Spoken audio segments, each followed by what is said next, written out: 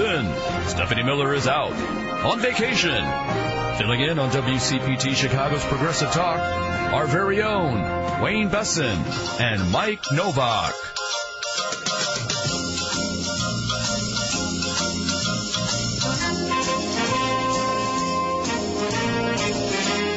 Oh, I get it. The Odd Couple.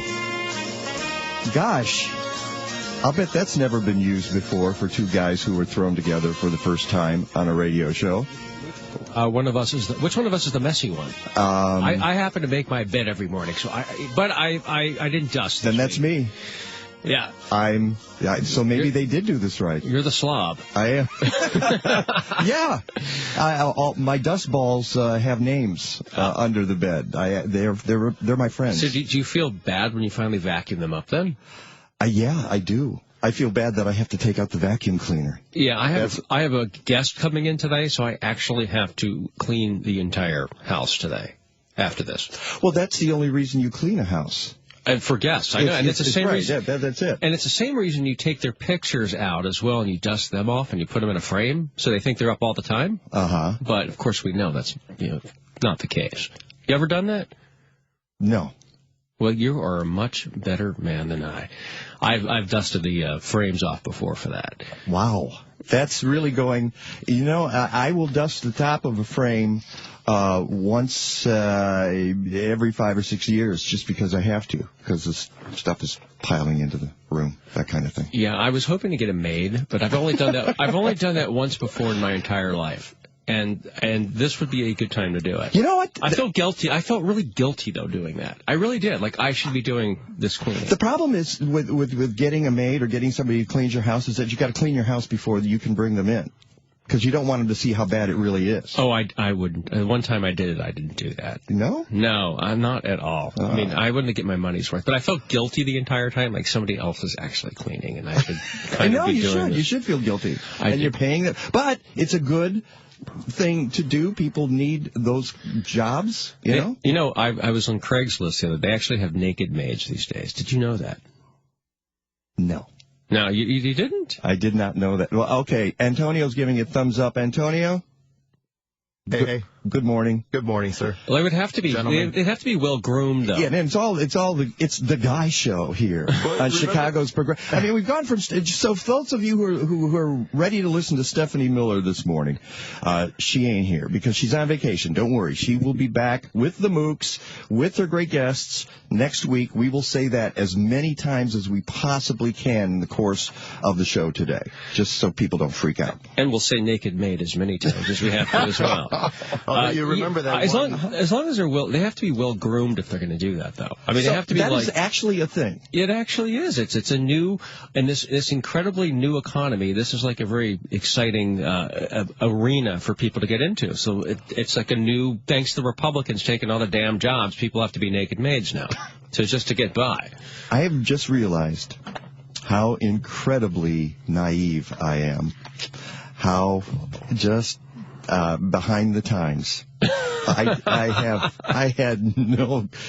guess I don't go on Craigslist looking for naked maids very often. I didn't type in naked maid. It popped up in front of me. Oh, I'll bet it did. I was looking for cleaning services.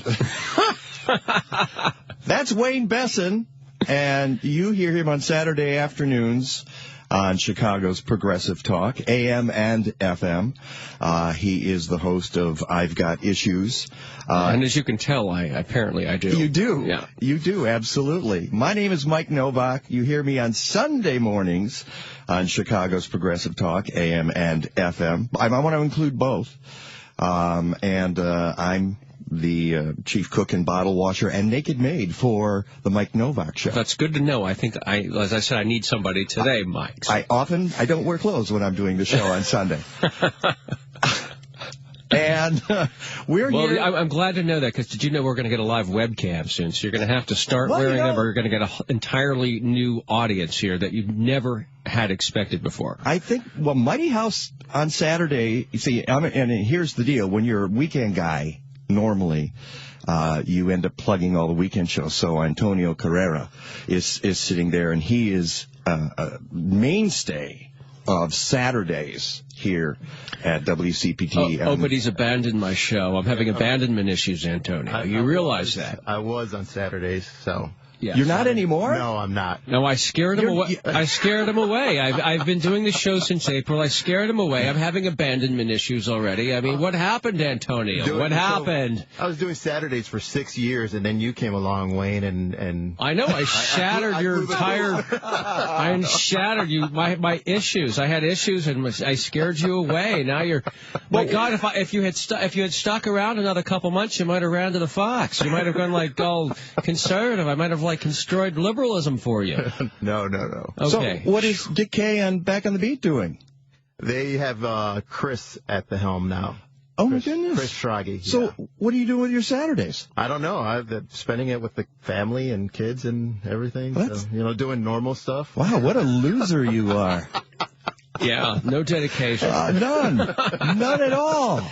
And, well, speaking of dedication, our dedicated listeners can call in 773-763-9278, 773-763-9278. For those who don't know us, I'm Wayne Besson, and I am the executive director for Truth Wins Out. That's a gay rights organization that also fights the religious right. Many people may have heard of my operation. I went undercover to Marcus Bachmann, the husband of Michelle Bachmann, her clinic, and showed that her husband did ex-gay therapy, where he tried to pray away the gay and, exorcisms and all that kind of jazz. And that must have been fun. Well, I sent somebody, and I didn't actually do it myself. I didn't need an exorcism. I had already had enough of those. But we found out he did all this weird stuff. I mean, that's what these conservatives, they're crazy. And her husband, Michelle Bachmann's husband, is as crazy as she is, believe it or not. I guess that's how he puts up with her. But before that, I was at the Human Rights Campaign for many years in Washington, D.C., and worked on a Senate race prior to that. And so that's my background, a little bit of politics, a little bit of media, did TV reporting and radio before that. So it's a hodgepodge, and I've had the good fortune of living in Florida, Washington, D.C., in Maine, and I just came from Vermont after 3 years there. And then New York City, of course. How could I forget New York City? I don't know how you could. How could anybody forget New York City? I lived in Chelsea and Brooklyn, and now I'm in Chicago. I'm loving it. I spent the morning or a night at the Chelsea Hotel way back in the day. Oh, my God, that's the famous Rockstar Hotel. Yeah. And it's a really actually kind of a cool story. I had a play that I wrote many, many years ago, and it opened off-Broadway in New York. Wait a second, because I, having lived in New York for a long time, when you say off-Broadway, do you mean like an off-Broadway, or do you mean Newark, New Jersey? No, I mean off-Broadway in Chelsea, actually. Oh, that's like real off-Broadway. Yeah, okay. It's a theater that no longer exists, and I'm sure my show put it out of existence, called the Hudson Guild Theater. And they were around for quite a while. And some people who've listened to my show on Sunday know this. I wrote a play based on a true story about a deaf baseball player called The Signal Season of Dummy Hoy. William Ellsworth Dummy Hoy, and they called him Dummy because they were so sensitive in those days about these things. They were nasty back in those days. I think they were so much better as people. People decry it often as political correctness, but I remember when I was a kid, the things people said were just awful and nasty. And when I lived in Texas, you think that people don't say nasty things now? No, but they hide it a little bit better. You know what? If they say something nasty now, they turn into Donald Sterling. Before, that was just the way people. That was just the way people talked when I was. No, it's true. In the 70s. Yeah. And so he played Major League Baseball between 1888 and 1903, including the first year with the Chicago White Sox, 1901, when they won the very first American League pennant. He was profoundly deaf, and he's credited in some circles with inventing the signals that umpires use. That's interesting. You know, actually, being deaf in some ways might help a football player these days. Those stadiums are so insanely loud. Well, but you can't hear the snap. You'd have to watch for the snap. Well, if you were the quarterback, and they have to do it in a lot of circumstances anyway. It would help if you're the quarterback, maybe, because you can read. Well, you couldn't really read lips. There's a helmet, but you could actually give signals, and you could concentrate. You could block out all the crazy football noise. Well, it makes me wonder if Gallaudet has a football team. And if they do, that would be very interesting. Oh, which is the Deaf University in Washington, D.C. I've been there, actually. Have you? There was a murder there, and I had to cover it back when I was in Washington. So. I was there in 1988 with about 5,000 deaf people and me. And I signed. So but, were you like not, the life of the party? I was. Everybody shunned me. Oh, I was, and rightly so, because my signing was terrible. It was I was very rudimentary at best. But we were outside under this big tent, and the thing about deaf people is they dance. And the way they do it is they turn the music up really, really loud, especially the bass line, so you feel the energy, and you can dance to that. And so, for me, it was very loud and very difficult. I've actually experienced that because of Gallaudet, the club that I used to go to when I first moved to Washington, D.C., called Trax, there was a very large percentage of deaf people there. In fact, it's the first time I'd actually seen deaf people in the nightclub, and they went for that reason because that nightclub was particularly loud. Mm-hmm. And they would, could feel the beat, could feel it through the floor. And the thing you got to understand, and actually this is sort of... It's an analogy for other things in our society. For instance, mixed-race people. Our president, Barack Obama, mixed-race person, and other people. And same thing with deafness, is that you can be profoundly deaf or hard of hearing.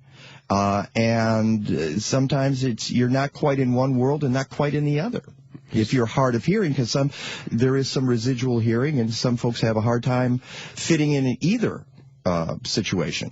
Yeah, and there's actually a lot of controversy. They have those ear implants, and it's kind of some in the deaf community get upset when people get the ear implants. Yes, they do. See, it's actually very controversial, and they fight over it. It's almost like Gaza versus Israel. It's like really intense. It's scary. It's crazy. Well, you know why? Because it's not just a physical characteristic, it's a culture. Deafness, the deaf culture is a real subculture in America. And American Sign Language is a mark of who you are and being able to communicate in that way. And that is why the implants are so controversial. Because there are deaf people who want to preserve their culture, and you can understand why that is. So I've told a little bit about myself.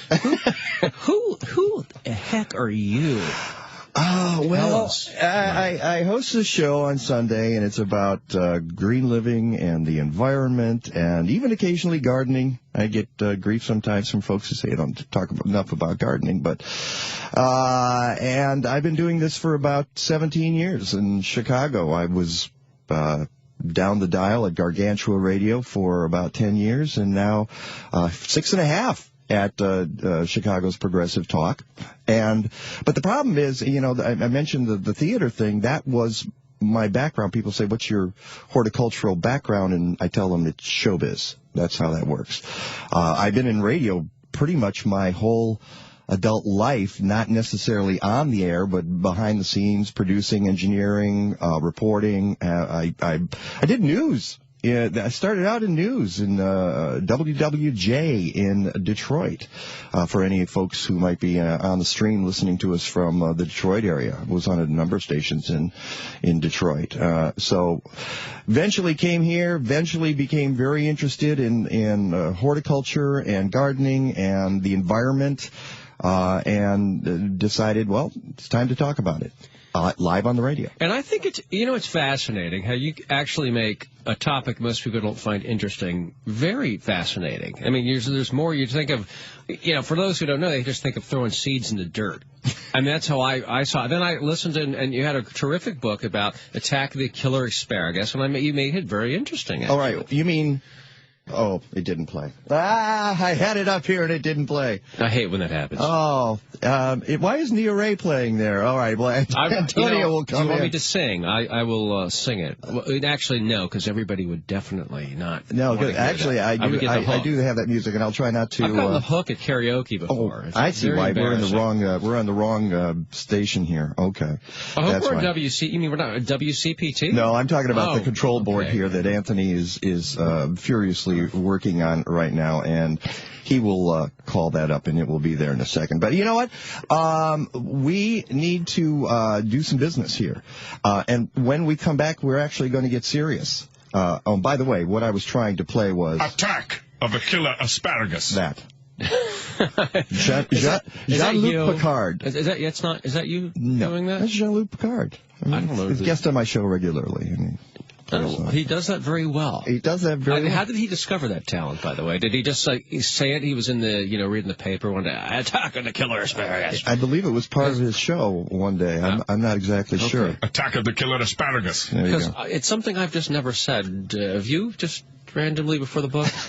But, and I will mention, I won't mention it too much in the next 3 days because we're doing this for 3 days. And if you just tuned in, we're filling in. This is Wayne Besson across from me, Mike Novak here, filling in for Stephanie Miller. Don't worry. She and the Mooks will be back next week. They're taking a few days off. It's that 4-day week for her. So why not just do best of? Well, it's a 12-day week for me.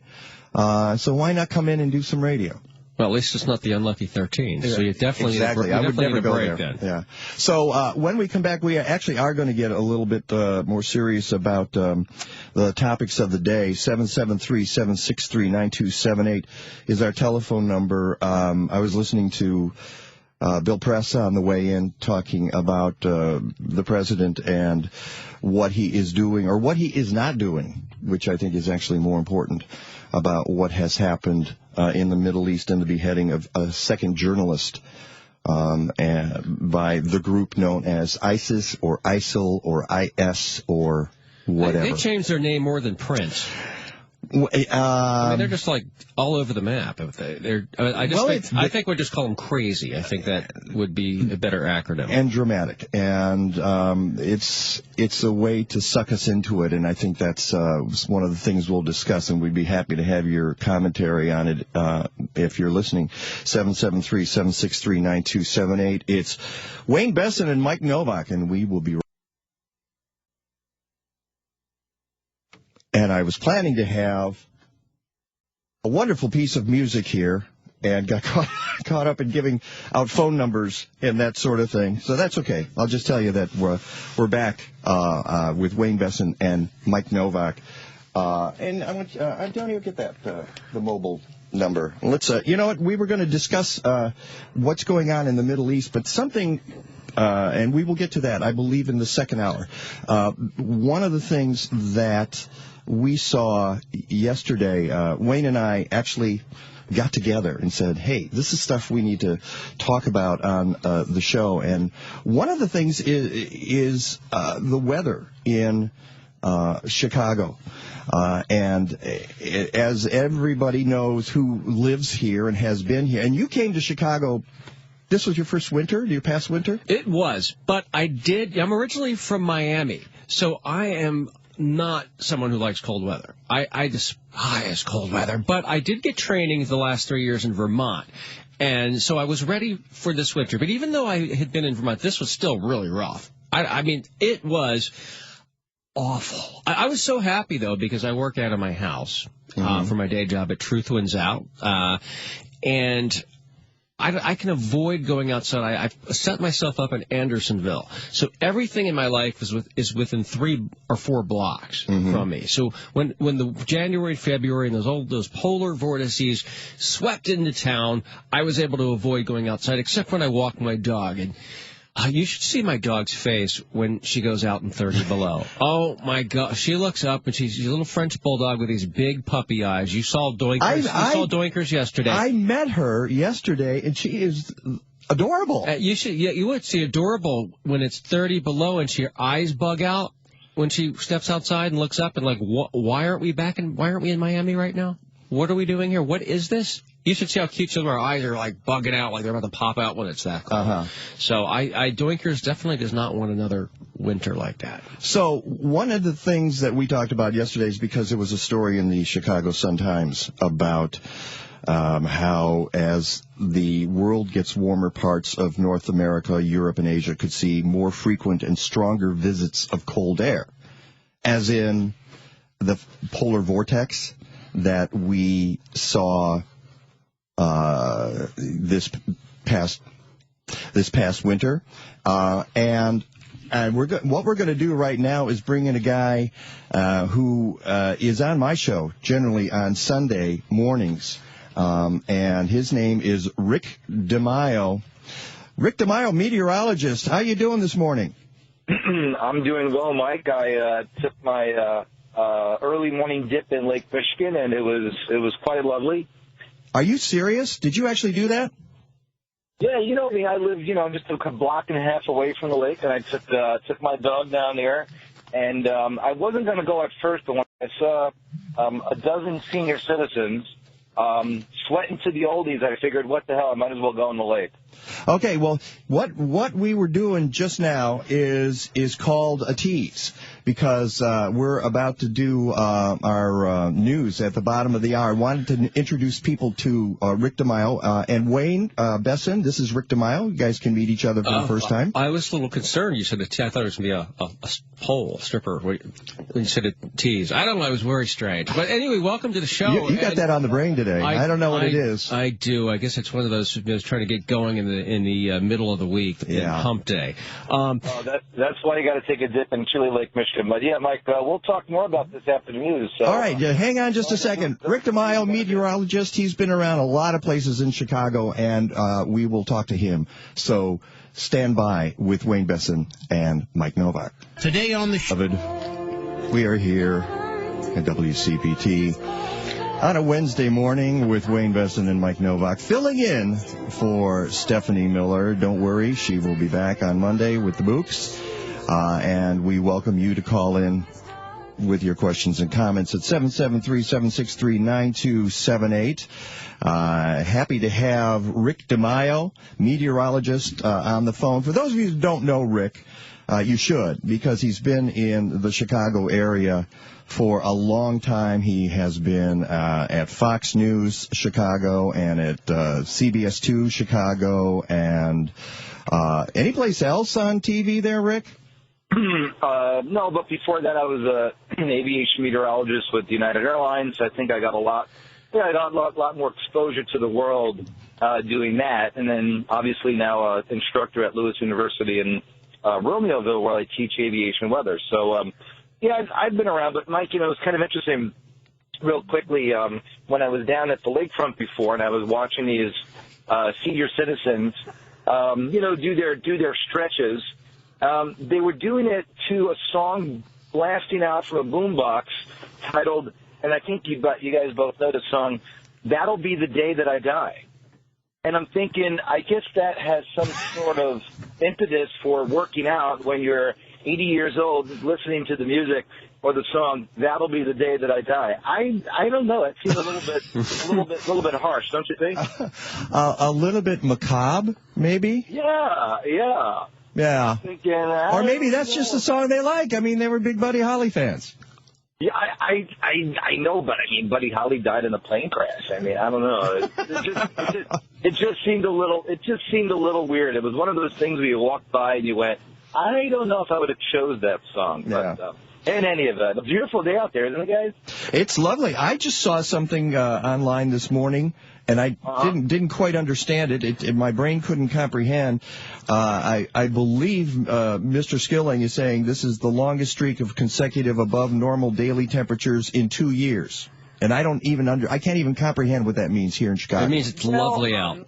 I didn't see the blog post, but Tom always is able to figure out some way, shape, or form in a unique manner to describe current, weather trends and how they fit into the scheme of climate. So maybe what Tom is talking about is the fact that we haven't had any really cool weather to the point where it's sub-average during this time of the year. So being that I didn't see it, I can't comment on it. But, oddly enough, I think we talked about this on Sunday's show, Mike.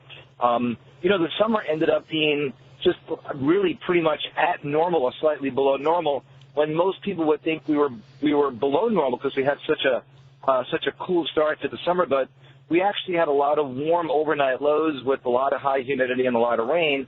And, oftentimes we try to make sure that people understand that an average is just not what it feels like in the afternoon. It's also a compilation of what happens during the overnight period as well. So sometimes weather numbers and climate numbers can be finagled in a way that kind of doesn't really represent exactly what the normal everyday person is actually experiencing. Well, and that's a really good point, because I think the normal everyday person is saying we didn't have a summer, and I've heard that comment. Right. People saying, where was summer this year? Yeah. Although today and tomorrow is going to make it feel a lot more like August or even July, and it seems that even since like last November, every month seems to be off by 30 days. February felt like January. January felt like December. March felt like February. April felt like March. And it seemed like it took forever for spring to get going. It took forever for summer to get going. And obviously now everybody's going, okay, does that mean fall is going to be late, or are we going to go right back into the crazy pattern that we had around here, last winter? And I was talking about the Washington, Illinois tornadoes, from November of last year, and someone said, hey, Rick, right after that, we got really cold, didn't we? And I'm like, yeah, it's true. Those tornadoes occurred on the 17th of November. It was an incredibly active pattern.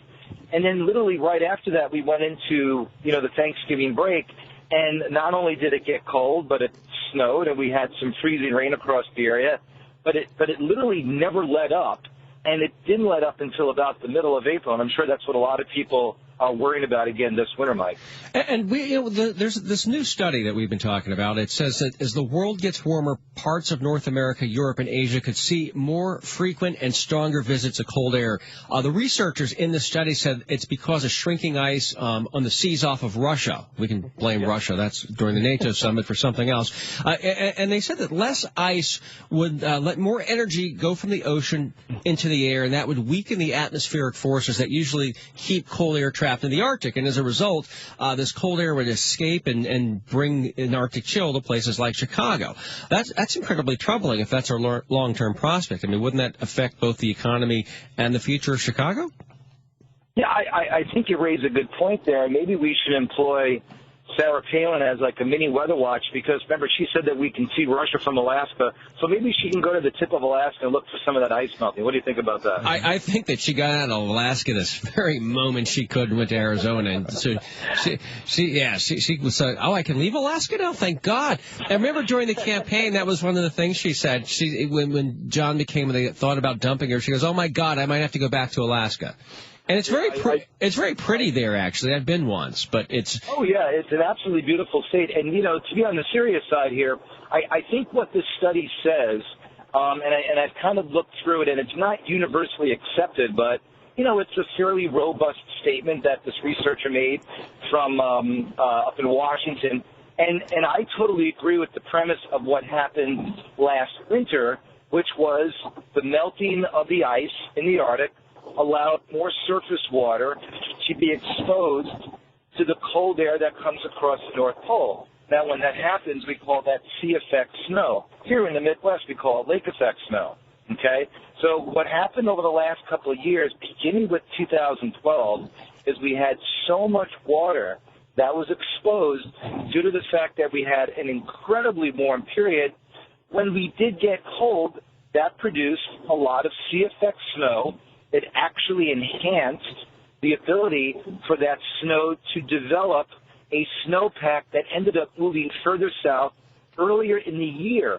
So in an odd way, the more exposed water actually enhanced earlier snowfall and then enhanced an earlier snowpack across the northern latitudes, which then allowed any cold air that did develop to move further south. So I guess the best way to think about it is if an ice cube falls out of your refrigerator and it falls onto a ground surface that's incredibly cold, it's not going to melt anytime soon. And that's what happened last year. Now, to put this into the context of the winter pattern, it didn't happen everywhere. Where it did happen, it stayed that way for about 3 to 4 months, and that's one of the reasons why we had such a cold winter. If you look at the rest of the Northern Hemisphere temperatures, through the course of 2013 and 2014, everywhere else was above normal, except for here in the Midwest. Give us a call, 773-763-9278, 773-763-9278. We're discussing this new study that came out that said polar vortex chills and melting are tied to melting sea ice, and we may see more of them in Chicago, which I think would be incredibly disruptive. I mean, you know, a lot of people are afraid, for example, to move here. They go, it's a wonderful city, we love it, but these winters are tough. Well, you know, if they're tough, people can put up with them a little bit, but last year was really out of control. But that was all over the North American, well, at least the eastern half of the country. But worse pretty here. much. But worse, though, a little bit, because it's always colder here. It's colder here than, say, New York, for example, or Washington. But, of course, we're cooler in other ways than that. But let me ask Rick a question about that. If this wind, the polar vortex, can escape and dip down, it's not necessarily going to hit Chicago every time or the Midwest every time. Is that right? That's exactly right, Mike. And I think that's the point that really needs to be gleaned from this study. Remember, scientific studies will say may, okay? May can sometimes refer to 51% of the time.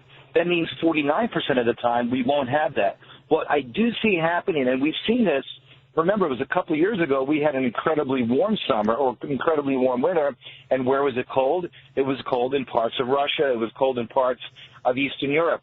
So I think what we're going to end up seeing when you end up with these large areas of melting ice, and this really has to be linked more so to the tropics than anything. And I didn't really see things in this study that related to the tropics, and that's where I would go, I think you really need to begin to connect that, because the tropics play a huge role in taking this rubber band and bending it and basically kickstarting it. Because you remember across the western Pacific last year, we had 4 different Category 5 typhoons. Obviously, we had Typhoon Hainan that moved into the Philippines.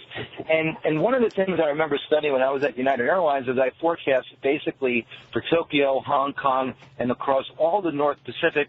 When you generally tend to watch those areas day to day, you really begin to pick up on trends.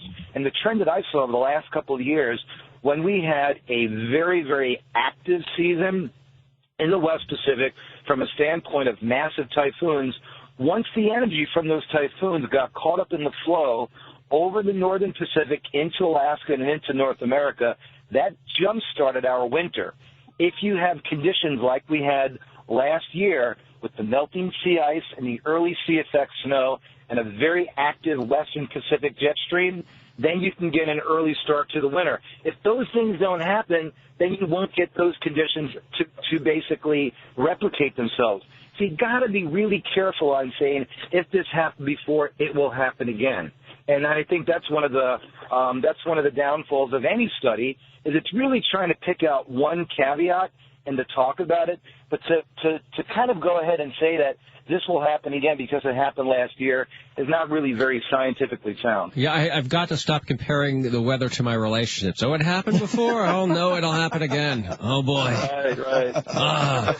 In a larger trend, speaking of larger trends, this Labor Day weekend was the cheapest gas since 2010.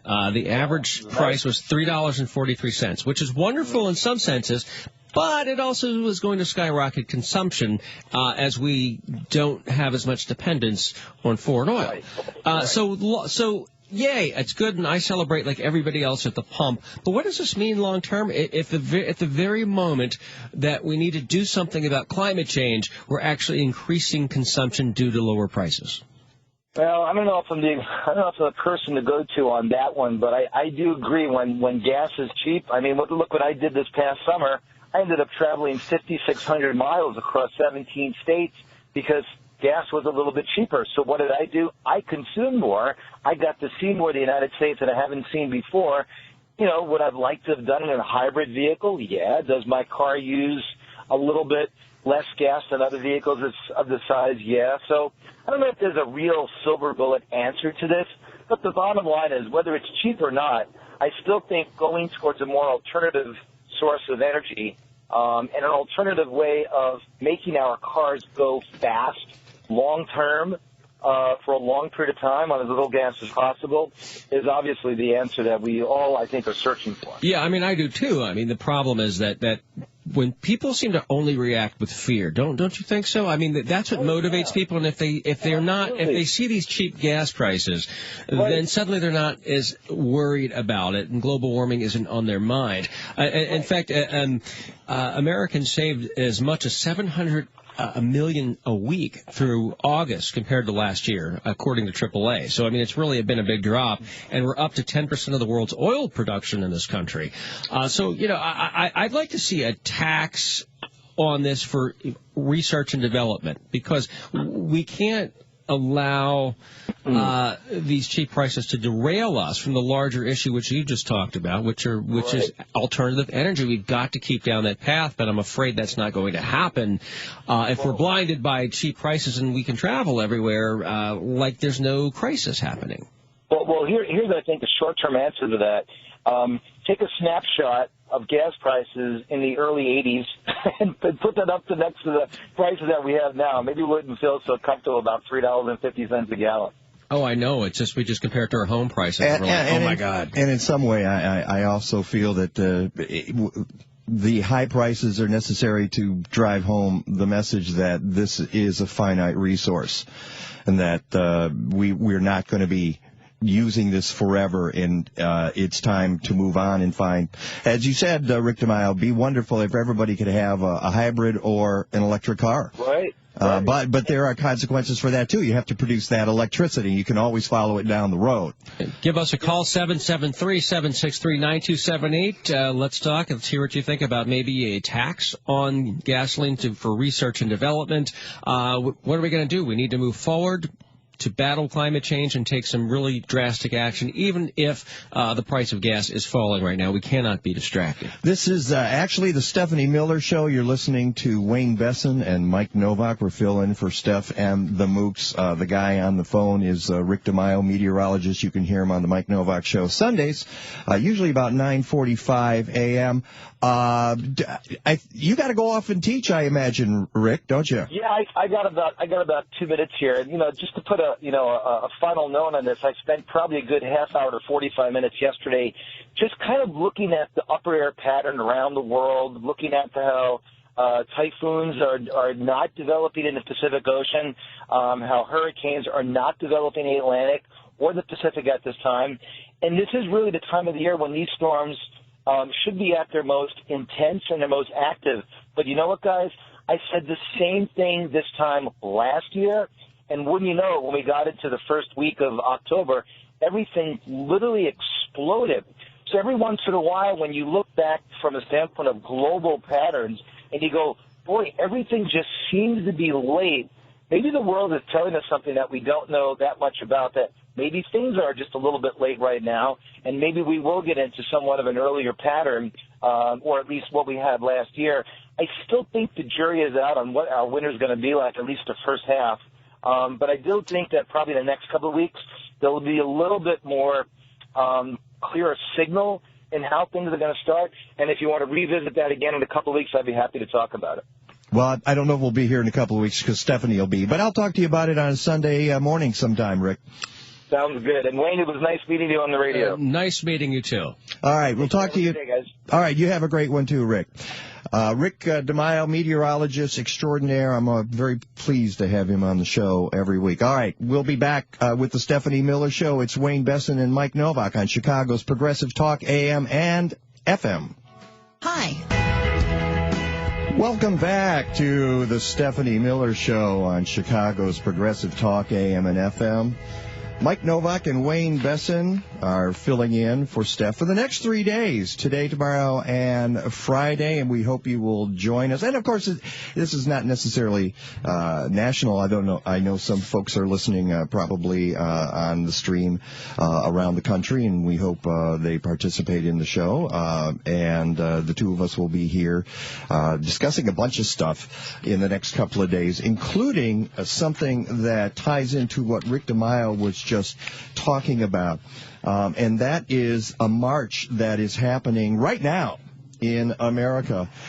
It's the Great March for Climate Action, and it's a 3,000-mile walk from Los Angeles to D.C., and it's arriving in Chicago this weekend. There are going to be folks who have walked all the way to Chicago from L.A. They're going to be coming into town starting, and there'll be a local version of this walk. It is going to be Saturday, September 6th. It starts in Oak Park. The walk will start in Oak Park to downtown Chicago for a rally at Daley Plaza at 2 p.m., and you're invited to join in the walk, whether you walk or you bring a bicycle. They're encouraging people to do either. There will be a 12-mile Chicago Climate March, and you can be part of that or any part of it. For more information, you can go to www.climatemarch.org, or for more information, you can go to Facebook. Great March for Climate Action is on Facebook. It's called Great March for Climate Action. And really what it is, it's a warm-up for what's going to be happening in New York City on September 21st. That's the big day when they're hoping to get thousands of people in New York City on the 21st of September to voice their concern about what's going on. I mean, Rick DeMaio was talking just a couple of minutes ago about how it's already affecting us. And you can see that with the polar vortex changing, bringing the cooler weather here, and really becoming unpredictable. It's not this whole thing about, well, the whole planet's just getting warmer. It's getting more unpredictable is what's happening with the weather. Yeah, and that goes back to what I was talking about, though, with these gas prices. Do you know, if it weren't for the increase in domestic production, prices would be up to $7 to $8 a gallon. I guarantee you, if that were the case right now, people would be clamoring for solar, for wind, for every alternative energy, for creating new ones, investing in R&D. It would change everything right now. I think, and it's one of these situations that it is probably maybe the defining issue of our day, but because people aren't affected immediately, they're not paying enough attention. So it's great that there's events like this that can draw focus to it and make people think about this critically important issue. And I'm actually going to be one of the speakers there on Saturday. What are you going to talk about? That's a really good question. You know, they're giving me 3 minutes. Are you like Obama, the Republicans? You don't have no strategy? I have no strategy at the moment. Oh. But I only have to fill 3 minutes, and I don't have to invade a country. Well, so that's the difference. I do have to change the weather on the planet, but other than that, I'm invading Madagascar. I'm invading Madagascar next week. I think it makes as much sense as some of the other stuff. Or Micronesia. I haven't decided yet. I'm going to consult with John McCain and Lindsey Graham and decide who I'm going to invade next week. Kimberly Wasserman from the Little Village Environmental Justice Organization will be there. Abigail Derby Lewis from Field Museum and Chicago Wilderness Climate Initiative. Olga Batista from Southeast Side Coalition to Ban Pet Coke. Jack Darren from the Sierra Club. And those folks will join me on stage on Saturday. So I hope you can be at Daley Plaza around 2 o'clock, around 3 o'clock. So be there. Mike Novak and Wayne Besson will be back after this. Stick around. Tom Mike's up. Wayne Besson here. You know, Obama has spoken up on ISIS, and he said, we will not be intimidated. The United States is going to have to do something and act soon. The question is what and how soon? We definitely cannot be having a beheading every week or two. in this country because of the message it sends. We've got to do something. But the question is, these Republican warmongers at the same time are trying to say we have to go in 5 minutes ago. And I don't know. I kind of like what Obama's doing. He is surveying the situation with intelligence to see where we could be most effective, to make sure that we just don't go in like Lindsey Graham and John McCain would do, but that we can also get out.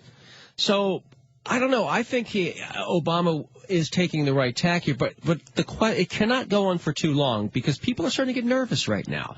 And we can't watch our country be humiliated like that on a daily basis. It's going to hurt. It's also from a political situation. It's going to harm Obama as well. But, of course, that's not the main reason. We have to do what's right for this country. But, America's very weird about this. USA Today had some very interesting polls, and they asked the question, is Obama tough enough? And 54% of Americans claim that Obama isn't tough enough. 36% that said that Obama's toughness was about right, and 3% said he was too tough. The same poll asked Americans about their role in the world. 39% said America does too much. 31% said the United States does too little, and 24% of respondents said America does the right amount. So on one hand, they want Obama to be tougher, but on the other hand, people are very ambivalent. We saw what happened with the George W. Bush years. We saw what overextension does, how it breaks both the economy, the military, faith in this country, and leads to adventurism. So people want action, but they don't want overreaction. I think that's where America's at right now. Give us a call. Let us know what you think. 773-763-9278, 773-763-9278. Should we go in right now and deal with ISIS, or are you happy with what Obama's doing? Let us know. And what would you do? I mean, what is the great reaction to it? Mike, what do you think? What do we do? Are we doing it about right, or should we go in there right now with guns blazing? I'm not a guns blazing kind of guy. Slingshots? Yeah, there we go. That's more my speed. You talked about our being humiliated. I don't know if that was the word you used, but it was the word you used. And there's the danger. There's the rub. The idea that we can be goaded into this, and obviously these are horrible, horrible, horrible events. To have this group, and President Obama is correct when he says they're soulless human beings when they can do this and videotape it and send it to the world. But it's a tactic. It's a way to draw us into this situation in a hurry, without thinking it through. And I'll be honest, I may be one of the few people in the world who likes the idea that President Obama said, well, I don't have a strategy yet. Why do you have to? Is it instant strategy? Do you just add water and stir, and then you've got something? And we saw what happened when we went in with guns a-blazing in 2003. But we can't be seen to be feckless, and we have to send fear to our enemies. We can't also at the same time have to send the message that if America is attacked and Americans are having their heads chopped off, that we're going to do something, and people are going to pay for it. If we don't do that, aren't we going to encourage more of this? I think there's a fine balance here. But ISIS truly needs to be wiped off the face of this earth. I'm sorry, but they do. The question is how to do it. And Obama, when he said he didn't have a strategy, it's a complicated world out there. He shouldn't have said that because it was fodder for his opponents. But everything's fodder for his opponents. No, that was worse. Everything. That could be a defining phrase. How is everything worse? There's an industry that has sprung up in 6 years to discredit every single thing that our president does. So is it any wonder that people don't think he's strong enough? They've been taught this. They've been brainwashed to think that he's not strong enough. That industry doesn't work unless there's a little grain of truth to it. And if people see him as not responding to Americans getting their heads lopped off by barbarians, then that's going to stick, and that could be a defining phrase of his presidency and spell doom and disaster for the Democrats in the midterm elections. All right, and our president said, our objective is clear, and that is degrade and destroy ISIL so that it's no longer a threat, not just to Iraq, but also to the region and to the United States. Now, ask Osama bin Laden. Ask Osama bin Laden whether the president is true to his word in that sort of situation. And that's an interesting, I'm glad you brought that up, because he's being portrayed as this guy who's afraid of his own shadow, and he has taken decisive action. We just killed a Shabab leader as well in Somalia. Yes, in Somalia. Yeah, so Obama has taken action, and strong action. So this portrayal of him by Republicans, he's actually been very smart about it and deliberate, and I think that is the way to go, and I think he's getting a bad rap by it, but not too much more time can pass before something is done here, or it's going to have an effect. Why? Because our news cycle is 24 hours. I'm sorry. I'm just having the hardest time. But you're correct. It is 24 hours, and we can't have 24 hours. Oh, and he didn't 24 do anything. hours. You know, he went to. He's not communicating. Estonia. He has a problem communicating. It happened with health care and allowed the Republicans to rise the Tea Party. Paid for by the Koch brothers, though. But it allowed his opponents to gather steam. Obama has got to be more decisive. He's got to be more careful with his language, and he's got to do a better job promoting his own record and instilling confidence in people. And he's been too quiet. He's been too laid back. He needs a little more drama right now. About this in particular, about everything? About everything. But this is the issue of the day. You cannot be seen to be indifferent or be somebody who's detached when you have people having their heads cut off. That is not going to fly with the American people for much longer, I can tell you that. I don't see him I'm a as huge being supporter of Obama, but right now we are looking feckless right now. We are looking a little weak. Between Russia, between what's happening with ISIS, and I'm terribly concerned that the president's not playing this well right now. Well, He's got a saber rattle every now and then. Yes. Does he? I don't know. What he needs to do is draw in other people who have a stake in this. People in other countries in the Middle East who stand to lose big time if they don't get on board. Well, part of the problem is, are we the only, it's something that you hear on this station all the time, particularly Norman Goldman in the afternoons, 5 to 8 p.m., who talks about us being the policemen of the world, and he rails against that. And I agree with him. That's a point that I agree with him 100% with, is we have to stop being the policemen of the world and bring in other people. Well, that's one argument, and I'm mostly for that. But there's another argument that if we're not the policemen of the world, we have a world without police. And I'm not sure I want to live in that world where we have maniacs and barbarians with primitive beliefs chopping people's heads off and nothing happens. I don't want to be in a world where Vladimir Putin can just roll over and disregard NATO and take over, what next? Latvia, Lithuania, and Estonia? Poland? Where do you stop with that? The world needs police. This is a very tough and dangerous world. Mm-hmm. Force should be a last resort, but it has to be a credible threat. And we have to make sure that's maintained. Give us a call, 773-763-9278, 773-763-9278. There's a NATO summit as well, and to be a member, you have to give at least 2% of your GDP to military spending. The United States gives over 4% of their spending. And it's true, we do need our allies to step up, and I think that is one thing I like what Obama is trying to do. Instead of going in there and overreacting, he is trying to get a group together of other nations to do this, a coalition.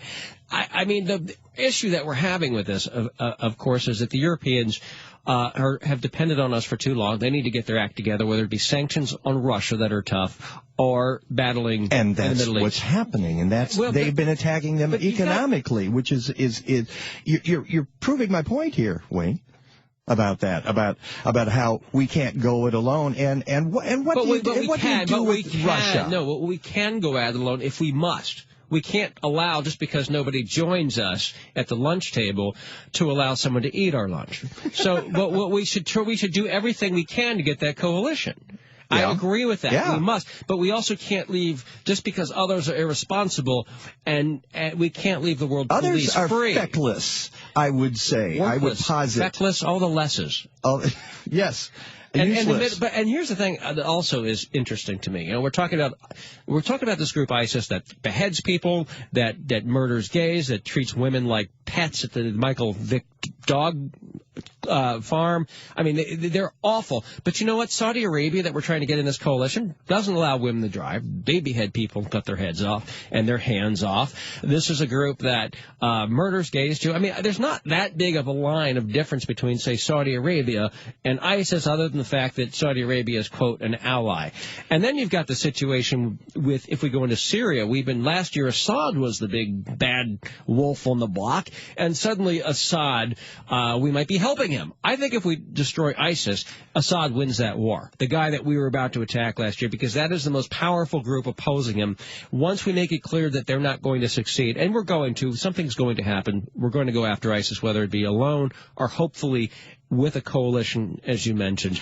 But Assad, that it's going to bolster Assad. The president said it's not, but it will. Well, you see how complicated it is? And it goes back to us throwing the stick in the spokes in 2003, invading a country that had nothing to do with what happened on 9/11. These are the consequences. So it gets left, to the next president? You make it all better. Just go ahead. And you mentioned the beheadings in Saudi Arabia.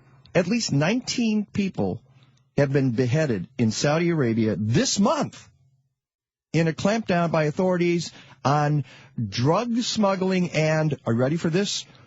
Sorcery, according to Human Rights Watch officials. That's sorcery. Well, it's interesting because the Christian fundamentalists at home are also, in a lot of their sermons, they speak out against sorcery. When I monitor the religious right, and it always surprises me how they think sorcery is this huge problem. And I don't know. I've never met a sorcerer myself. Do you have a friendly neighborhood sorcerer that's menacing your block?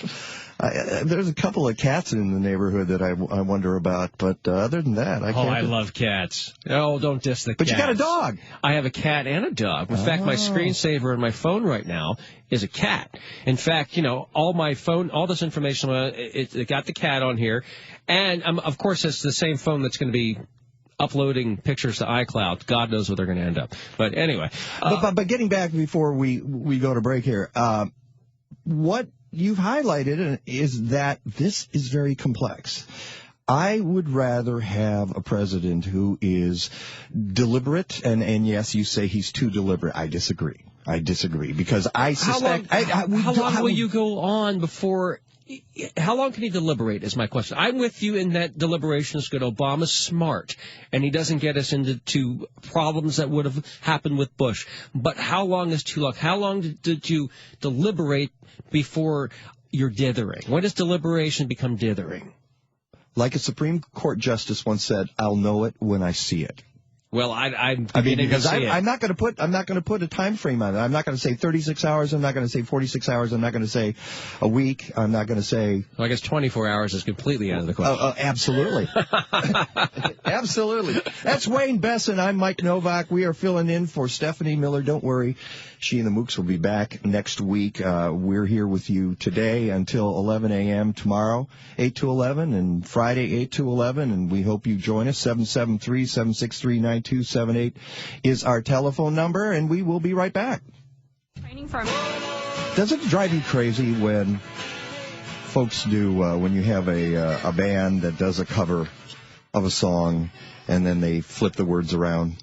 Because, I'm used to hearing it a certain way and then it's not the same way. It makes me a little nutty. Yeah, you know what also it makes me nutty? When you go to a concert and you're used to hearing it a certain way and you're trying to sing it and then they change the tempo or something and then you end up singing words opposite them and you feel foolish. Especially if you're one out of 40,000 people. Oh, I know, but you're trying to sing and all 40,000 people turn and look at you and go, what is your problem? Only 10,000 last time. The other 30 didn't see me. So I was feeling a little bit better about that.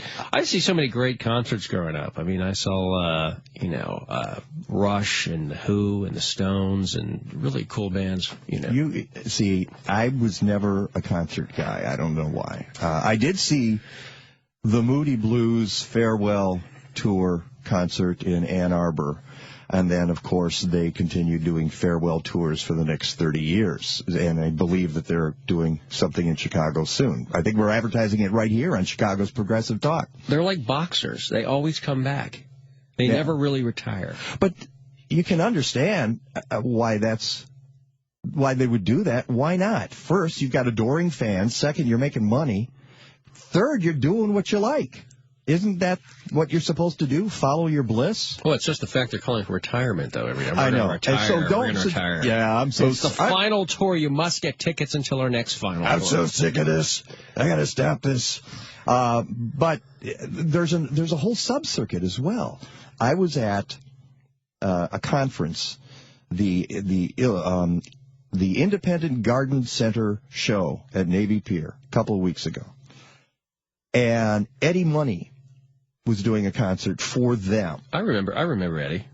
Yeah, everybody remembers Eddie. And I was talking to somebody in this conference, and they said, "Oh yeah, I saw Eddie Money at another one of these events." And I'm thinking, "Oh my goodness, there's a whole circuit out there of these kinds of shows that are not top dollar shows and top name shows, but the B, C, D crowd or performers do them, and they probably make the circuit all across the country." And Eddie Money's going strong because of these shows. Yeah, some of them look really old, and it looks like they put a few pounds on. It looks like they haven't worked out. Some of them stay in incredible shape. I remember seeing Tina Turner, and she was really old, and she looked phenomenal. I mean, you couldn't tell that she was in her 50s.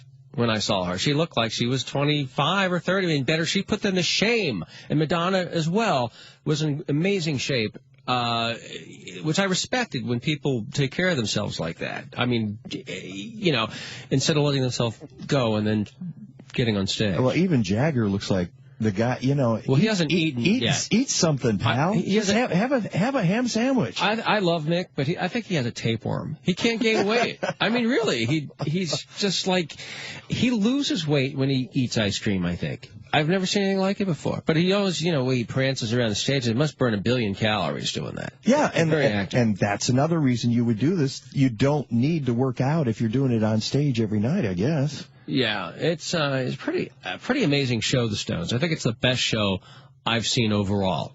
When's the last time you saw the Stones? I saw, it was probably about 10 years ago. Or so. Okay. It's been a while. But they were still old. They've been old. They were still old. They've been old. They're getting younger, but they were really old then. Yeah, they were old in the 70s, man. I mean, so at least when all that smack they did, like Keith Richards has looked 400 years old since at least 1978. I believe he's. We were talking cats earlier. He is a cat. He's on life number 8 or so, I think. I think he's actually getting 10 or 11 lives. It's possible. He's defying. I mean, look, he visited the Field Museum and they tried to put him in a display. I think he had to get security. They tried to put him in glass or a fossil. I mean, that guy he is really old. He's like, "I'm Keith Richards. I want a woolly mammoth." And I haven't read the book, but apparently he and Jagger do not get along very well anymore.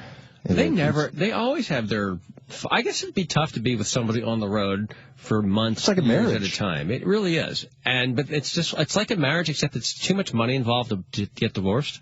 It's like, Keith's like, I'm leaving you, Mick. And Mick said, have you seen your bank statement yet? Oh, okay, one more gig. So that's, one more tour. One more tour. Yeah. But it's hard for these. I feel really bad. It's very difficult for artists to make money now because of the internet. It's very difficult to get a profile and get really well known. They have to tour constantly because it's so diffuse now, and it's so hard to get a critical mass of people to actually hear your song that very few people can break out so they can sell out with concerts. So it's more of you get your niche, and then you grow your audience by constantly performing. It's a very exhausting, more than ever. I mean, they used to do tours in between albums, but now you just don't stop until you burn out a lot. Very sad. And the record industry has changed so much, and there is now the opportunity to pirate songs in a way that was never possible back in the day when you didn't have the internet. And I think you're right that it's almost like a jail sentence. You must tour until you drop, just to get enough people to hear you and to make that money. And I think that's how a lot of them are making their money. Yeah, in fact, that was my last tour. I actually have an album on iTunes right now. Are you serious? I'm very serious. My band is called Spank the Hippo. It's electronic dance music. I took a class in New York City. I wanted to learn how to write some EDM, electronic dance, and I couldn't play guitar. I always wanted to do that, but I wasn't very good at it. And so I took this class and I learned and I cut my own album. All right, we're going to have to talk about that. It's a bestseller. It is a bestseller within my own family. I'm going to have to try that. I've done the book, and now it's time to do the album. That's Wayne Besson. I'm Mike Novak. We're sitting in for Stephanie Miller. Stick around. This is Chicago's Progressive Talk, AM and FM, and she's probably one of the ones that is doing tours as well. I wouldn't mind seeing Sheryl Crow. I'd love to see Sheryl Crow. She's pretty awesome. Hey, there's an interesting article in USA Today called The Snuff Film War Plays Out on the Internet. It's about whether or not the Internet is actually encouraging the extremism we see with ISIS. According to the Michael Wolff who wrote it, he said, quote, "The heralded virtue of social media has been a tool for liberal awakenings and undermining of oppressive regimes. Now it has become, in quite an unimaginable fashion, the opposite of that, a tool with which to taunt and sicken the liberal world." And he also wrote, quote, "Who can reasonably say that the unfiltered ability to distribute gruesome and voyeuristic content does not encourage gruesome and voyeuristic acts?" So is the Internet encouraging ISIS? They say they hate everything liberal, but yet here they are on what our world has created, the Internet, marketing. They've got rap music. They've got these videos. How much is the Internet responsible for this? What do you think, folks? Give us a call, 773-763-9278, 773-763-9278. We're opening the phone lines. Give us a call. We want to know what you think on ISIS, the NATO summit, and all kinds of interesting things going on. We talked about the environment earlier. Ryan, welcome to the show. How are you?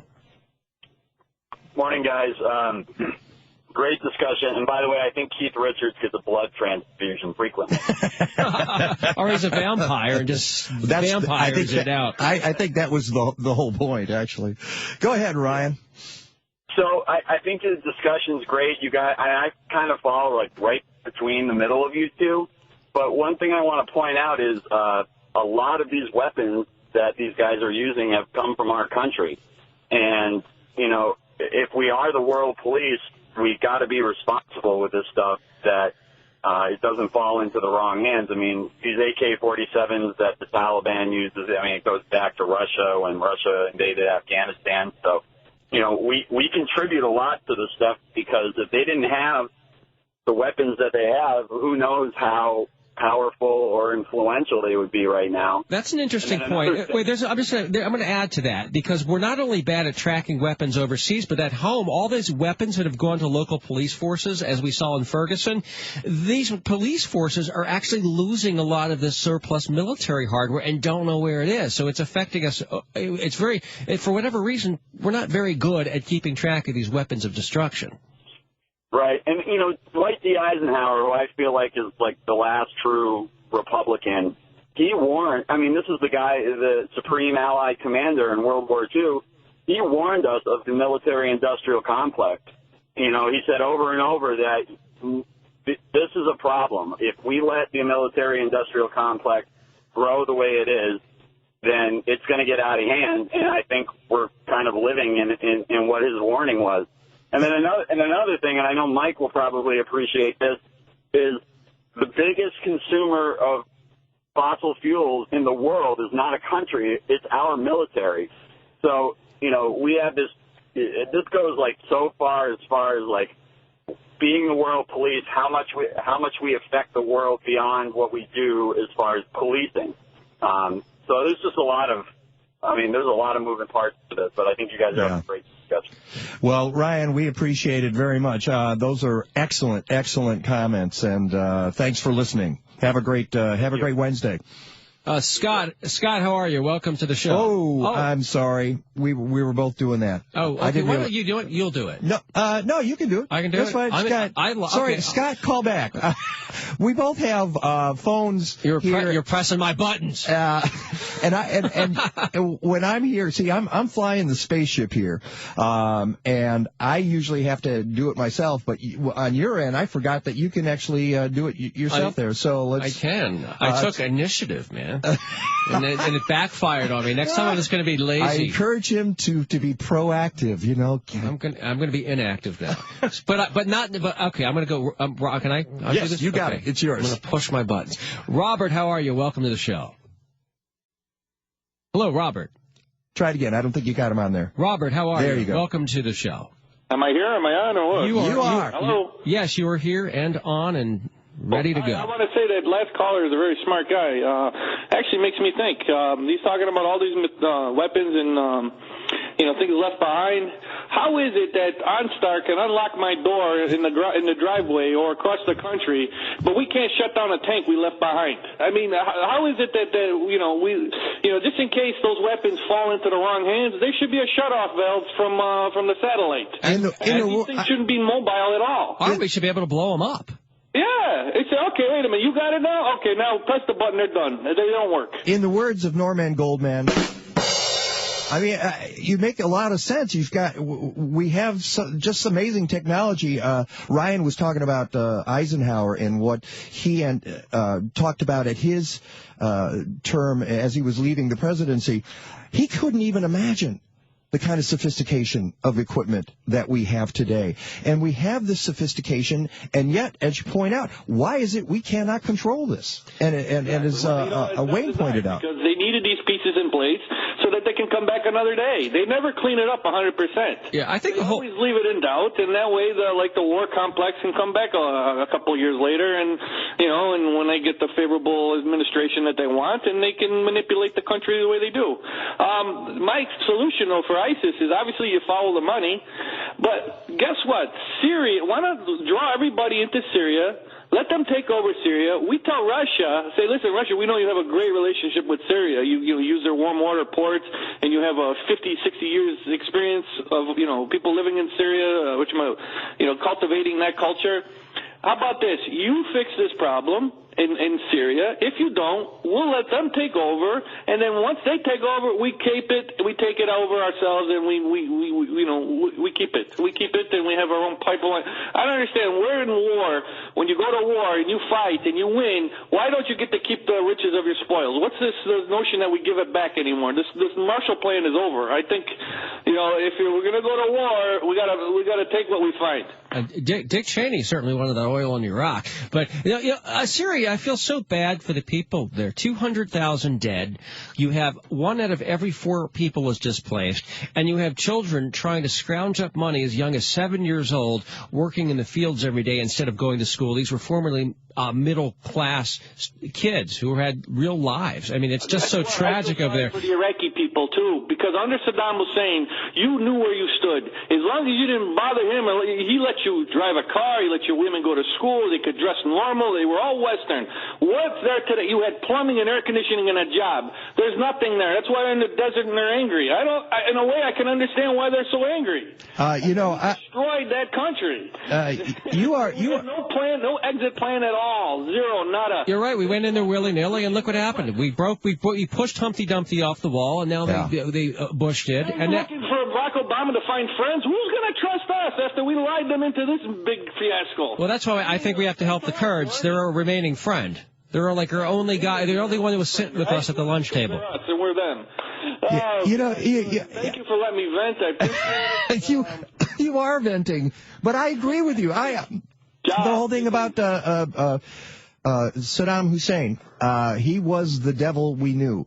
We knew he was a bad guy. Yes, he had killed people in his country, and there was, yes, some stability in the region because he was there. It brings a really serious question, actually. Was Saddam Hussein a sadistic maniac because he was a sadistic maniac, or would the only person that was able to hold a country together like Iraq with 3 different groups that were trying to kill each other had to be a sadistic maniac to hold that artificial country together? Without somebody like a Saddam Hussein, can an Iraq stay together? It certainly didn't work very well.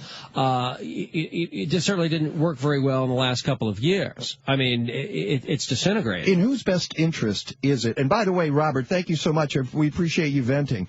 In whose best interest is it to have an Iraq with the borders that were drawn up after World War I? Well, it's in the West's best interest. It was, or we thought. I mean, it's a completely artificial state. The problem is, if we go back right now with a plan with 3 separate parts of Iraq, it's difficult because you've got a lot of cities with mixed populations, number one. A lot of the people don't want to be defined by their religion. So if you create a Sunni stan and a Shia stan and a Kurdistan, in a way, you are defining for all time a state based upon religion, which is against everything I would believe that we stand for in terms of pluralism and freedom, that people are, you are a Sunni, you are a Shia. And so it creates problems, but it still may be the best solution. I don't know. Maybe that there's no other option because the artificial borders that were created are obviously a nightmare.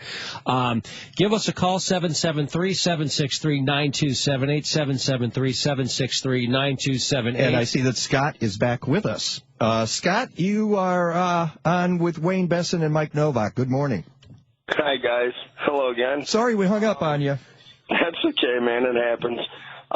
Man, get my mind reeling here. I love the last caller with his ranting and venting because, yeah, I mean, we definitely created a mess there, and there was no exit strategy. But going back to Obama, is he tough enough? I think, yeah. Who's the one who got rid of Osama bin Laden?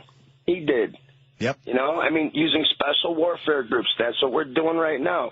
There's 200 or 300 soldiers on the ground as advisors. Yeah, bet you a lot of them are special warfare group members. Yeah, Obama doesn't take a backseat to anybody. In fact, he's come under criticism. In some respects, in terms of drones. I mean, he plays the drones like a Pac-Man machine every day. I mean, he's really, if anything, maybe overused it. So Republicans who are making these charges, they're unfounded. But that said, something has to be done. I don't think it should be done just to appease the news cycle, as Mike pointed out. But it has to be done soon because our country is looking weak at this point if we don't do something soon in the near future to do something about beheaded Americans. So we've got to act at some point, but not too fast. At some point, and again, what is being done behind the scenes that we don't know about? Let's not forget that Obama was at the White House Correspondents' Dinner while his people were taking out Osama bin Laden. Yep. Right. I hope he's golfing when al-Baghdadi is killed, just from ISIS. And he sinks the putt. Yeah, a hole in one. And you know what, guys? I got to ask you. You know, it's nasty. But even I was up last night and I was looking for this beheading video. It's abhorrent. It's disgusting, but it's out there. And now I got to ask you, Scott. Why would you watch it? I can't even imagine. Because I don't want to know. I know what happened. I don't want to see it. Morbid curiosity, I guess. I want to know if it's real or if it's staged. But when you see the family members, when I saw the footage of the family members on like ABC and NBC, just different news organizations posting the family members, they basically confirmed, no, the guy disappeared a year ago and hasn't been heard or seen from since, and then all of a sudden he's there. So then I was convinced that, yeah, they did this to this man. I will leave it to others to determine whether that's an authentic video. I will leave it to our officials to watch this video. I have no interest in it because it is violence porn, is what it is. You know what? I know, but that's, you know what, man, I'm only 39 years old, but, you know, I grew up in a culture of violence and violent movies. It's kind of ironic. I went to Six Flags. This is kind of funny, and I talked to some foreigners that were visiting, some Germans and some Brits, and they said, you know, they go, I can't believe it, America. You know, they put an R rating on films. You know, you can cut a guy's head off and, you know, or chop somebody up to death, and that's no problem. But you show a pair of boobs or something else, and, oh, my God, it's X-rated. Speaking of boobs, I saw Mitch McConnell on TV yesterday. Anyway, here's an interesting poll right here from USA Today. 51% of Americans are afraid that we'll go too far in Iraq, but 62% of Democrats feel that way. Only 34% of Republicans feel that we can go too far. So there's a huge partisan divide right now. Republicans want to go in a la John McCain immediately, you know, with blinders on, because it's like a relationship going in. It's like moving in with someone in the relationship to an apartment. It's very easy to get in, but it's very difficult to get out once you got the lease. You got two of you on the lease. And they don't seem to see it that way. So it's very disturbing that they want to thoughtlessly repeat. But George Bush did. Well, they want to repeat George W. Bush. And it's not just George Bush. Okay, I'm old enough to remember the Vietnam War. There was a slogan at the time: "War is good business, invest your son." All right? And that's what I remember that. It sticks in my... I had a draft number. The year that my draft number came up, they stopped drafting about halfway through the year. I had number 99. I was going. You're talking about a beer, right? A draft? I'm sorry. I was only like 4 during that time. Yeah, well, I was only 2.5, and I don't know why they were drafting me. But you know, you remember those things, and we are so short. We have short-term memory. We don't remember in the long run. We have to learn the lessons of history at some point. And what's amazing is that the lesson of Iraq is only 10 years old. That's not that long ago. We just got out of there in 2011. We're about to potentially put Republicans in charge of the Senate. Do people forget how George W. Bush crashed the economy? Do people forget that? So people, 10 years is a long time compared to the what is it, 6 right now? That we had George W. Bush crash the world economy, and now people are ready to put Republicans back in charge. And this is something that Wayne and I are going to talk about, I think, tomorrow, which is, you hear this, the term coming up in the mid-elections, enthusiasm, and how the Republicans are enthusiastic and the Democrats are not. And I want to say to the Democrats, what the hell is the matter with you? Yeah. You think that the idea of losing the Senate doesn't give you enthusiasm to go out and vote? What's wrong with you? You know what? Hey, wait a minute. You got to be pleased. My daughter, I'm raising her in a way that she's 13 years old, and she wants to become a history professor, because I tell her all the time, there's so many lessons to be learned from history and just from living life and what you'll learn. And it's easy to forget, but it always repeats itself, not to, you know, beat the same old drum, but it's true. Yeah. And we can say it till the cows come home, but if you're not paying attention, if you didn't pay attention the first time, you're not paying attention now, and you are doomed to repeat what happened before. But there are some of us who are paying attention, and that's the point, I guess. And my last 3 years in Vermont, sometimes the cows actually didn't come home. They'd be on the lawn. I got a friend of mine who's actually who's been working on a farm nearby. She volunteered to go for a couple of weeks, and the cows got out the other day, and she wrote this whole story. Sent us an email, and it was hilarious about the cows running wild. So they do, actually. They're kind of cute. I feel bad. Like, hamburger should be made for something that looks like a badger. Not a cow. Yeah. My pigs used to get loose. I spent the best summer of my life on a farm in Missouri near the Ozarks.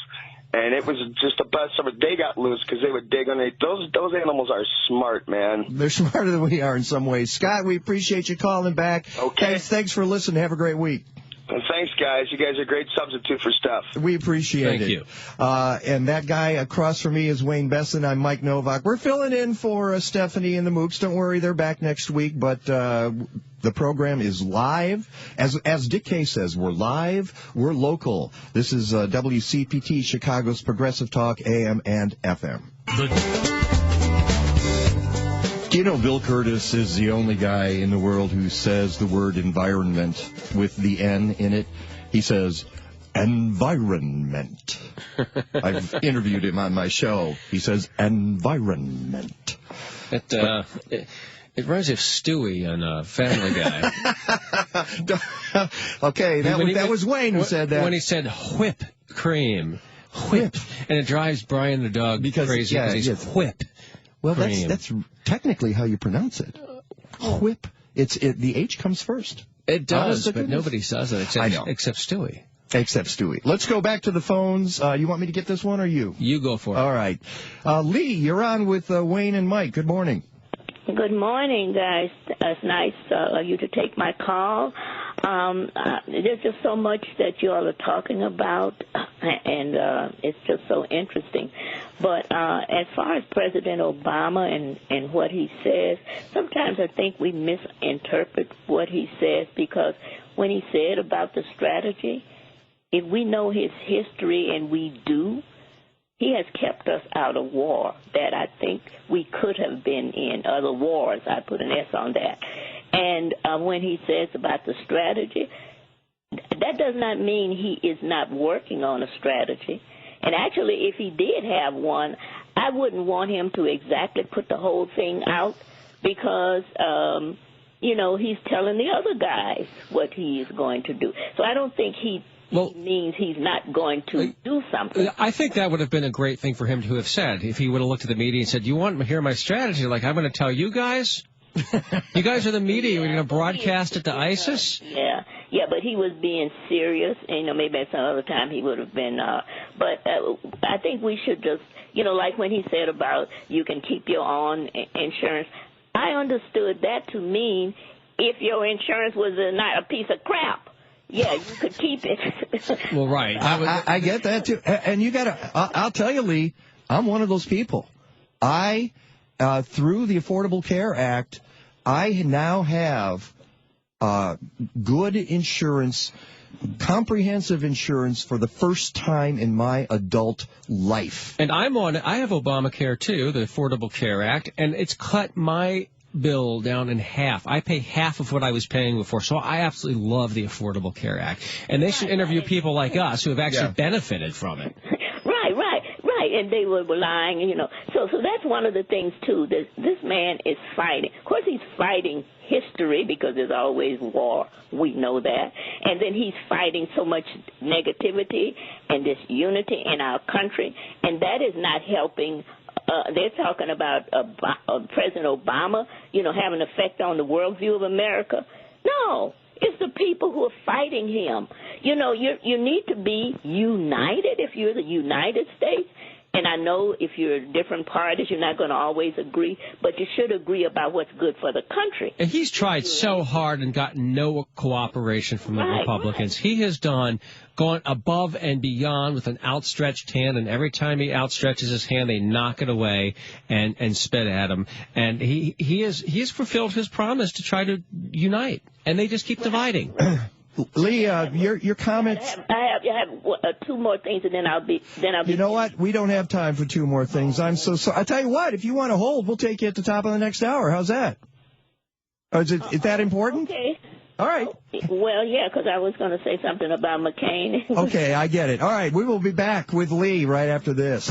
On vacation, filling in on WCPT Chicago's Progressive Talk, our very own Wayne Besson and Mike Novak. Wayne Besson back with Mike Novak. Hey, you know what? We're really debating this ISIS thing right now. What has Barack Obama done? Is he quote wimpy or wise? I think he's wise by not going in there and being John McCain. Other people obviously see things differently. What do Always you a think? good strategy not to be John McCain, if you ask me. Always a good strategy. Give us a call, 773-763-9278, 773-763-9278. I think what's interesting, you mentioned John McCain, is that we used to say when he picked Sarah Palin for his running mate, what if he wins? Oh, my God, if he passed away, Sarah Palin could become president. But the more I listen to John McCain, he might be worse than her. He's crazy. I mean, this is a guy who eats breakfast and declares war on the Lucky Charms guy, who wants to declare war against Smackle and Pop, or whatever their names are, and Rice Krispies. Snap, Crackle, and Pop. Smack and Crack or Crackle, whatever they're called. This guy, he wants to declare, he takes a You're lawnmower. obviously not a cereal guy, are you? I've cut back because all that wheat, it's not good for you, I heard. And so can you get gluten-free cereal? You can, but it tastes like. I bet it does. It's pretty awful. It is pretty intense. Give us a call, 773-763-9278. We're also talking about the NATO summit, and Russia is Vladimir Putin, the biggest menace. I mean, this is a guy who threatened and reminded us he had nuclear weapons last week, and then now he's saying he could go and take Kiev in 2 weeks. He claims he was misquoted. He also claims that he's not involved in Eastern Ukraine. He has no credibility. He is a liar. He has consistently thought he's pulling a fast one on the world. He's only pulling a fast one on himself. Nobody believes anything this guy says anymore. However, he's a threat to civilization. However, I'm thinking about taking my shirt off here, right in the studio. I mean, in honor of my Mr. show's Putin. called I've Got Issues. This guy's got more issues, than anything I've ever seen before. I mean, what other You're world not talking leader? to me. You're talking about Putin. No, you're perfectly fine. Oh, okay, thank you. No, Putin, he's a guy. What other world leader goes bare-chested on a horse and then goes and tranquilizes tigers and wrestles bears? I mean, this guy seriously has got problems. Genghis Khan? Yeah, that was the last. That's what worries me, and that is what worries me. All right, we're going to get Lee. Hang on, we're going to be right back to you in a second. I wanted to let folks know that I've got the Twitter machine up and running, and we're getting some wonderful tweets. And if you want to get in on the action, we should create a hashtag. And not odd couple. I don't smoke that on the air. Oh, a tag. I thought you meant a hashtag or hash browns, as they say in that one commercial on television. We need like a my hash browns crisp. I hate when they come out not crisp. We need some. So I don't know. Somebody suggest a hashtag for us on Twitter. But Matt wrote. He said, "Super weird hearing Mike Now and Wayne Besson." And by the way, those are our handles on Twitter. Mine's at Mike Now, MIKENOW, and Wayne's is at Wayne Besson, WAYNEBESEN, so you can reach us on Twitter.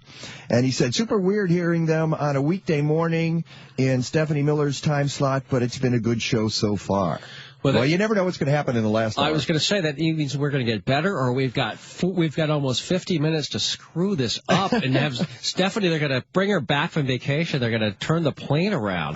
Tom N. writes, "Stop being so entertaining. I'm going to be late for work. You sound great this morning." You think Stephanie had air rage, and you think she put knee breakers on, whatever they stop the seats from going back? I think Stephanie, she's very comedic, but you think on her vacation, on a flight somewhere, said, did you put your seat back? I'm going to and she starts banging on it. They're going to have to divert a flight. She's long and lanky, so you never know. She needs her room. Those comedians, you got to watch out for. Mary writes, great show, keep it going. And she did hashtag odd couple. That might be the one. I don't know. Seed Keeper Company, friends of mine from the Mike Novak Show on Sunday mornings, 9 to 11. And by the way, Wayne Besson is on 4 to 6 p.m. on Saturdays, right here. The show's I've Got Issues. And Seedkeeper said, love the show, wish you were on every day on WCPT. There are fans of Stephanie who would beg to differ, I'm sure, but they appreciate it. We're throwing a coup d'etat. That's true. Plotting and planning. Well, if I take my shirt off and wrestle a tiger, we're having our own NATO summit to overthrow. All right, let's go back to the phones and bring in our very patient phone guest Lee. Thank you for holding over with us, Lee. You had a couple of things you wanted to add at the end of last hour. Oh, yes. Thank you for letting me hold on. But one of the things I had heard was that McCain, in fact, I remember when McCain and Graham went over to Syria, and there's a report that's saying they're wondering, did they have an influence over there, talking to the Syrian people or whatever they did, and to help to bring about this ISIS situation? Now, that would be, I don't have any, I don't have any proof of that. But, why are they going over there to influence foreign policy, which is, the president's, prerogative, I think. And then they come back here and complain about it. So they did go over there because I remember when it happened. And then if remember Bum Iran? So if he had been president, we probably would have bombed Iran. So people have to think about things like that. But the president we have now so far has been able to keep us out of a terrible war. So that's what I think he's trying to do. That's a great point. People forget that every war he kept us out of, that saved lives, that saved an enormous amount of money. And he is going to, I think history is going to reflect kindly upon him, how he did keep us out of wars and ended this crazy international engagement that we're doing through our bombing. Right, we're supposed to be the police of the world. We're supposed to go into every country, and it's not good for us. And my last point is this, about the polls. Americans have to remember there are far more Democrats and independents, I'll say that, than Republicans. But each one of us must make ourselves an ambassador of one, or whatever you want to call it, to urge everybody that we know to vote. Some, people are not paying attention. So we have to do this because we're going to be, really devastated if, some of these things they say. But I don't always believe the polls because the polls are controlled by certain people who want to depress us and, will discourage us. So let's not believe the polls until we see the results. That's my other point. There's only one poll that counts, as you know, Lee, and that's the one on Election Day. And he trounced them twice, and they were all delusional and thought he was going to lose, which was funny. And Karl Rove had that famous meltdown on the Fox. Oh, yeah. Right. Remember, that was so fun. He could not fathom that Mitt wasn't going to win. We cannot believe the polls. That's my point. You just do what you have to do. Do the work that you have to do, every one of us. And then here's my very last point. To think about all the world leaders and all of these different groups, and even the Republicans and the Democrats. The Bible, I'm quoting the Bible, says, a man's ways are right in his own eyes. So we have to remember that. Everybody thinks they are right, in most cases. So nobody thinks they are wrong, but then, Except me, I have low self-esteem. No, I'm kidding. I question everything. He's got issues. There's no doubt about it. Lee, you are delightful. You can call back anytime. Yeah, I was just going to tell you all are delight. So there we are. What is that? Mutual amory. Exactly what it is. That's okay with me. Okay. Well, thank you for taking my call, and you all keep up the good work. Thank you, and you have a great day now. And you can call Progressive Talk Radio, and I talk it up all the time. I don't even hardly watch TV anymore because it's okay, but I listen to the radio where I'm going to get the truth. Great. Thank you so much. And if you can also get in on this, 773-763-9278, 773-763-9278. Let's hear what you have to say about Russia and the NATO summit. Let's hear what you have to say, what you think America should do about ISIS. Should we go in guns blazing like John McCain, or should we be a little wiser and smarter this time? Say like Obama. We have to do something, but I would rather do something right than something stupid and quick, and just to impress people like Lindsey Graham. I don't have any interest in impressing Lindsey Graham. Ken, you've been holding a long time, and we appreciate it. Welcome to the show. Oh, thanks. I'm enjoying your show a lot. Listen, unfortunately, we have a Western mentality here, bomb, bomb, bomb away, and then all the bad will go away. And it just doesn't work that way. I'm going to say 3 words. 1 is ready, 2 is aim, and 3 is fire. Unfortunately, so many pundits in this country and people want to do the opposite. They want to fire, aim, and hopefully we'll be ready. And that's how we can fail. We've got to do it in the right order. And I'm very, very happy that Obama is being deliberate. Speaking of doing things right, why do all these TV stations have all these buffoons, these pundits that got everything wrong with George W. Bush and the Iraq War, these neocons? They shouldn't be on TV at all. If you're that wrong and you're that off and you haven't even apologized, isn't there a thing called credibility that's been shredded? Why are they ever on TV again? Why does John McCain dominate Sunday shows and Lindsey Graham? I'll tell you why. I'll tell you why. From an insider point of view, they're lazy. The news organizations are lazy. It's harder to go out there and find somebody with a new opinion, to research it, to read what they've written, see if there's some intelligence to it, and bring them in. They would rather go with the tried and true and easy. I think it's one of the problems. Yeah, tried and true in terms of being wrong, though, and that's what bothers me. You should, if any other job. All right, if you screw up that much, if you work on construction and you're trying to build a house and 5 houses fall down, you're going to get sued and you're not going to get any more jobs. But if you're a pundit and you go on the Sunday shows every day, like Bill Kristol, he's about the worst, and you knock down America's house with your horrible advice and you embarrass yourself consistently, just like the construction worker who when the house falls down, if you shouldn't be back on. You failed in your job, which as a pundit, and yet they are on every single damn Sunday, and it's infuriating that we allow this to happen. Maybe they're doing it just to honk you off. I think they've succeeded. Yeah.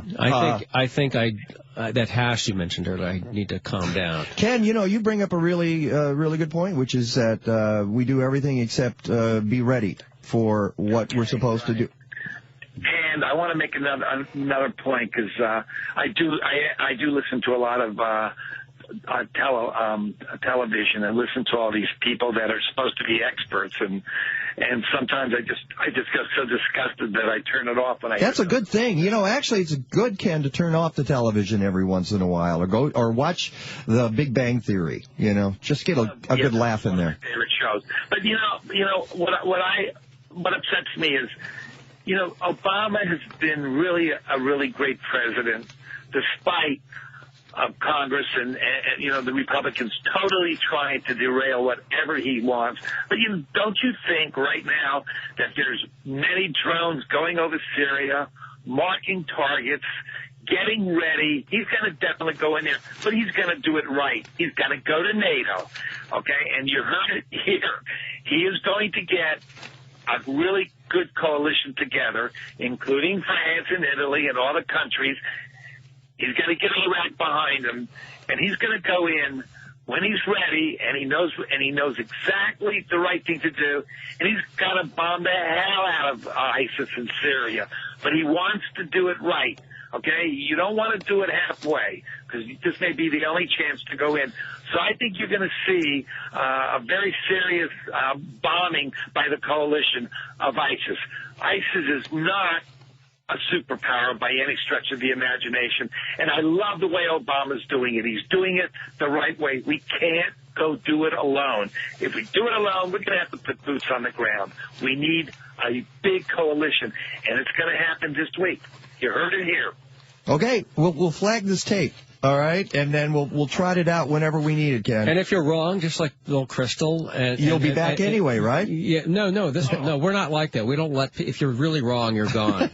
You're out of here, buddy. If you're wrong, you're gone. Except me, I can be wrong all the time. Oh, okay. We appreciate it. Hey, Ken, great comments. I appreciate it. Enjoying your show very much. All right, thanks a lot. I hope you listen again tomorrow as well. Oops, lost him there. It's Mike Novak and Wayne Besson. We are filling in for Stephanie Miller, and we will keep telling you, do not fear, you Stephanie and Mook's fans. She will be back. She's taking a week off. It's a short week. she's entitled to do that every once in a while. You know what? I'm all for European vacations. I think everybody should get 6 weeks off a year or more. People, and they've shown, on my show, I had a guest on a scientist who showed that it's actually great for refreshing and getting your brain, recharging it. And the worst thing you could do is work and never take off. So when Stephanie comes back, she's going to be incredible. She's going to have all these new ideas sitting on the beach and be funnier than ever because we all love her and she's terrific. And now, the Stephanie Miller Show with more sound effects. More. All right, we'll be right back. We're going to continue our conversation. 773-763-9278 is our telephone number. We might actually... we got lots of calls. I mean, the phones are jammed. At some point, we're going to have to go on to a different subject. But let's take a couple more. What do you think, Wing? And then absolutely, we want to hear what people say about this. This is what is going on, and we love you for calling.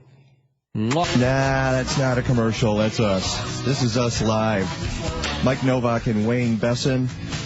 You hear me on Sundays, 9 to 11 on the Mike Novak Show, and Wayne is on Saturdays, 4 to 6 p.m. on I've Got Issues. And ISIS sounds like a kind of like a weird energy drink. Yeah, I don't drink Red Bull. I switched to ISIS. It's kind of very refreshing. Are you an ISIS or an ISIL guy, or just IS? Is. You know, I like ISIS. I was looking that up, and I'm going to see if I can find that article. I'm glad you brought that up because I found this article online at a website called Pointer, Poynter, and the headline is Why AP Style Doesn't Use ISIL or ISIS Anymore. And it says, just 2 weeks after the Associated Press explained why it referred to the Islamic militant group as ISIL rather than ISIS, the rebels complicated matters by declaring a new Islamic Caliphate and changing their name to the Islamic State, or IS. And it's a measure of how new this is and how, when we talk about, why doesn't President Obama have a plan? This thing just happened. Okay, These people are new. Okay, but you're missing the larger point, and it's this. Okay, they're just a new group, and they have all this going on. If they change their name already, they're going to have to get new letterhead. That's the point.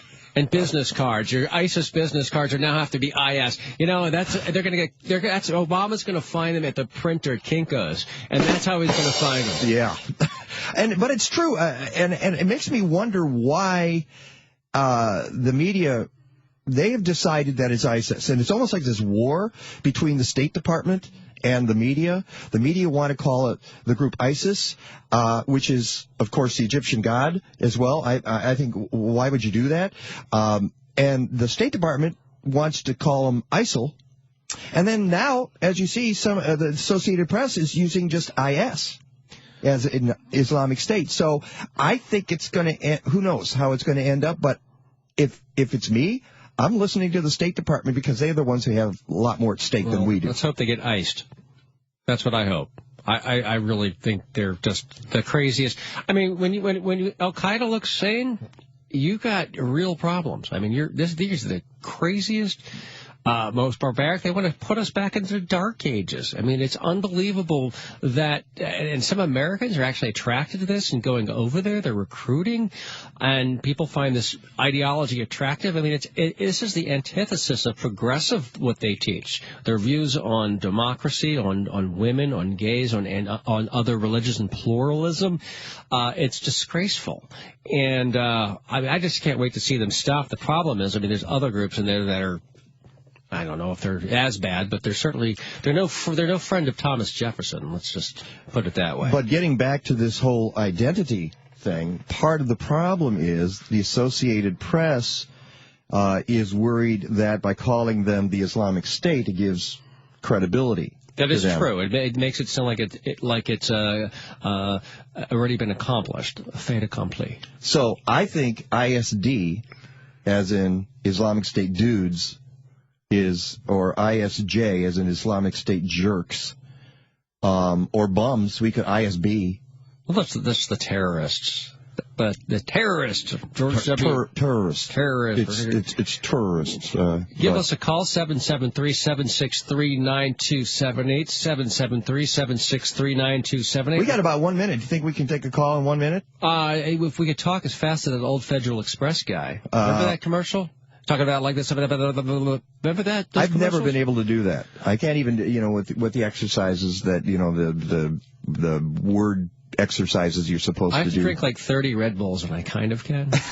But I'm not going to do that live for you on the show. I just got the coffee here. So I'll tell you what, we've got Dave and Denise and Joe and John.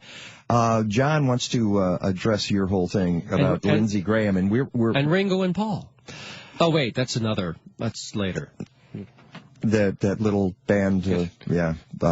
We've already done the Stones thing and whatever, but we will be getting to all those calls in just a second. I figure, you know what? I listen sometimes to some of the shows here, and they want to squeeze a minute and a half call into 10 seconds, and it often doesn't work. So instead of doing that, let's give you your due. So you guys hang on, and we appreciate all the calls at 773-763-9278. This is actually the Stephanie Miller Show. I'm Mike Novak. He's Wayne Besson. Stick around. We got another half hour left. With politicians wreaking havoc on our country, it's nice to know that WCPT will break it down for you and make sense of it all. Catch Norman Goldman weekdays beginning at 5 p.m., followed by Democracy Now! At 8, right here on Chicago's Progressive Talk, WCPT AM and FM. I had to throw that in there just to let people know that I could. I do. You do these things on radio because you can. This is Mike Novak filling in for Stephanie Miller with Wayne Besson. Hello. And you know what? It's, as you said while we were in the break, this is going really fast. You know what's really, we're talking about some serious issues like ISIS and what Russia's going to do, but the real serious issue is that we just learned we have the same cat. Your cat, my cat is named Critter, and he looks identical. I've never seen a cat look as much like my cat as yours. Our cats have been cloned. You know, the scariest part is that we were exchanging photos from our cell phones. I mean, look, here's my cat. Here's my cat. Your dog looks like, if you had I don't have a dog. I was going to say, if your dog looked like my dog and your cat looked like my dog, I would think that I would freak out. That would be so. Well, and my cat is named La Gata, which means the cat. Yours is kind of Spanish. I used to eat at a El Gato. We had, and there's a wine. We had there was a restaurant in Burlington, Vermont, the Mexican restaurant. You get your class. You have a classier name. I just called my name of my cat's Critter, because the first time I saw him, so that's a cute little critter. And that's how he became Critter. Well, the reason we did it in our neighborhood, named our cat this because of our neighborhood. We were in the southwest side of Logan Square, and a lot of Latinos there. And we thought, in honor of our own neighborhood, our cat became La Gata. Oh, they're I love animals. I am a big animal fan. Anybody who hurts an animal, I want to go all John McCain on them. Well, here's what you need to do, and this is a chance for me to give a plug to something I did last Sunday, which is interview Dennis Anderson, a congressional candidate from Illinois' 14th District, who's a big supporter of animal rights and animal welfare. Not voting rights. That's going too far. No, that's going too far. But, the fact that he actually has it in his platform, you can find information on his website, is remarkable, because it's not everybody does that. But animals would be Democrats if they did vote. I believe. Absolutely. Or at least progressives. They'd be totally not Republicans because they don't care about, they're not they don't have empathy. So I would tell folks that if you want to go to MikeNovak.net, there's a podcast of the interview I did with Dennis Anderson. And if you're out in the 14th District, you should be considering supporting him. Take a listen to it. Look at his website. In fact, his website, I believe, is DennisAnderson14, if I'm not mistaken, .com. But I'll check for sure. Don't go there. Go to WayneBesson.com. Oh, you could do that too. Yeah.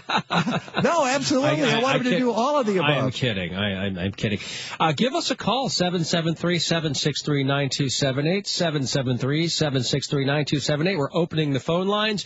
Let's go to Denise. Denise. Okay, so Denise, you're on with Mike and Wayne. Good morning. Hey, Hey, great to talk to you guys. I just want to tell you that in 2002, right after 9/11, right? Was it? Anyway, it's the year after 9/11. Right. That would have been 2002. Thank you. Okay. I was in Europe. I was at an international trade show, one of the largest food shows in the world. I had 3 clients. One was in France, one was in Spain, one was in Germany. The 3 individuals in these companies did not know each other. And each one of them told me, said, how could this happen? And I asked them, they're very involved in international affairs because they're Europeans and they get educated. And all 3 of them told me, they said, I don't think Mr. Bush knows what he's done. He's let the crazies out of the bag. So they told me that Saddam Hussein was keeping the crazies together. So your points earlier as far as what Saddam Hussein was doing, even though he may have been this evil master from the world perspective, the Europeans understood what he was doing. And so from 2002, as I've been watching, as we all have been watching these states of affair and what's going on, and to your point, that's exactly what happened. We let the crazies out of the bag. Right. This is the result of what we're seeing, the result of what Saddam had in control. Yeah, Saddam was somebody who was so awful that he'd throw somebody in a bath of acid, and that's how he kept people in line. And he's a horrible, evil human being, but you know what? Now we have a whole bunch of Saddam Hussein types running around. So instead of one, we had one, and now they've multiplied. It's like a hydra. And that was their point. They're saying, yeah, he's evil. But I don't think people in the United States understand because we are not educated. We're getting educated the hard way. But the Europeans come on, we watch TV at least 25 or 30 hours a week. We must be... Yeah. And they listen to Fox News, too, right? Yeah, did you see that? They had that study out recently. Did you see that people who watch the Fox actually have less education and know less about the world than people who watch nothing or have no news? If you're ever in a hotel or bar and you see Fox News on it and you look at the clientele, you can figure that out pretty quick. I know. Well, I travel. I've been to all 50 states, and when I'm in a lot of these red states, I've been through the Nebraska, through Kansas, I've been through Montana, and you got Fox everywhere. It's very frustrating, and I just want to tell them to change the channel, but I also want to get out of that state alive. So I generally don't. I just roll my eyes a lot, and they get kind of mad that way. You could ask him to put on the Weather Channel or the Golf Channel, Yeah. So just please, anything but Fox. Or that stupid Duck Dynasty, those bigoted buffoons on the Duck Dynasty. They probably love that. Yeah, he made another. The last thing I just want to say, so Mr. Cheney achieved his goal. He saved his company that was going bankrupt. They created a war. Every day I have a better understanding of what really was going on. But it's just unbelievable that it took us how many years for people to start having this conversation about Saddam Hussein. Well, I think Cheney's a war criminal. What do you think, Mike? What do you think? Absolutely. What do you think? I happen to agree. It's unanimous. Three of us think that Dick Cheney should be in the can. He should be the star of Orange is the New Black, but like a male version of it. Worse than that is what he and George Bush did to the American psyche. They made us afraid of everything. And yes, the world is a scary place. I'm not going to deny that. But fear was what everything was based on. Everything was about fear. And I think that's the difference with President Obama. He comes out and says, yeah, these are bad people. We're going to take care of it. And I remember living in Washington during that time. I was less than a mile from the White House, and there were these terror alerts. They were telling us to tape up our windows in case of chemical or biological warfare, and they had a different alert and color level every day for it.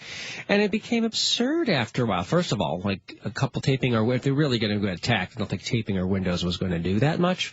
But that's all it was. It was one big game of exploiting Americans and making them as fearful as possible so they could achieve their objectives at our expense. Well, Denise, wonderful comments. Thank you for holding on for so long. We appreciate it. And thank you for listening today, and I hope you listen the next 2 days as well.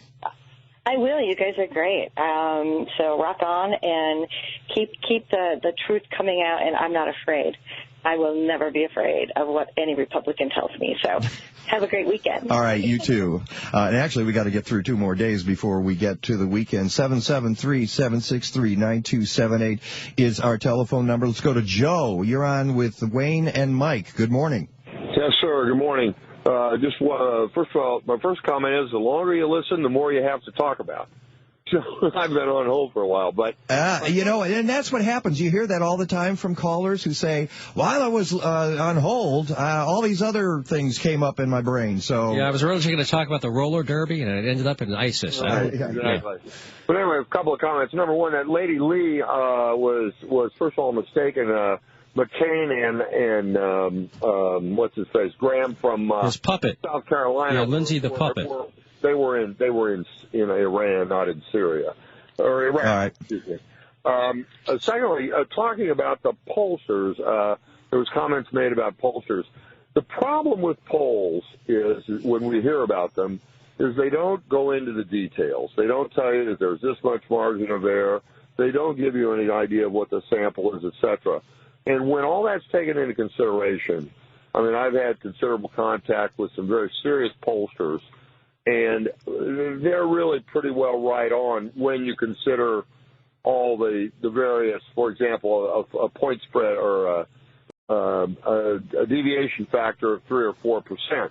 That's quite a deviation. I think the polls can be very accurate if they're done right. The thing is that you could make. Right. They're just not reported. Well, I'm saying that there's many different kinds of polls. I mean, depending on how you word these things, you can get whatever result you want. So I mean, that's part of it. So are they nonpartisan? Are they fair? Are they really looking for an accurate result, or are they trying to get a point of view across? That's the question. That's why I like an aggregator like Nate Silver, who looks at a lot of different polls and puts them all together. He's brilliant. I love Nate. Yeah. Well, yeah. Some of the things that you hear, and they use the word survey. Survey is not a poll. Survey is, and they do that on Fox a lot. Survey is where you call people of a certain, you know who they are. Yeah, surveys the ones that call you and interrupt your TV show to ask you some ridiculous questions. But it's also they're calling people that they know who they are. A poll is random. Yeah, but the survey thing is a way to get around that. It's a way to sell a product, and you say you're doing a survey and then suddenly, funny, they seem to focus on the product. What's that? I'm talking more about political things, what they call it. Yeah. And then there's push polling, which is a whole other thing. They word the questions, getting you to answer one way. Do you believe that wacko egghead scientists are making up all this nonsense? Yeah, I mean, a push poll was like the most famous push poll was the one that George W. Bush did against John McCain when he asked, if you knew that John McCain had an illegitimate black baby, would you be more or less likely to vote for him? Absolutely. That was in the original time, first time Bush was elected in South Carolina when it wasn't clear who was going to be victorious. And that was the one that was used by, it was very sleazy, but that's what happened. South Carolina politics are traditionally, going back to Lee Atwater, known for that type of campaigning. All right. Well, great comment, Joe. We appreciate you being on the show this morning. I've got more. Oh, all right. Give me one more. Before. One thing I was going to say about the battle against ISIS. Number one, I think they definitely need to be beaten, but we need to do it with a coalition, a serious coalition. Saudi Arabia has a very credible air force. There are certainly Egyptian troops, and we need to make peace with Iran over this thing and let them come in.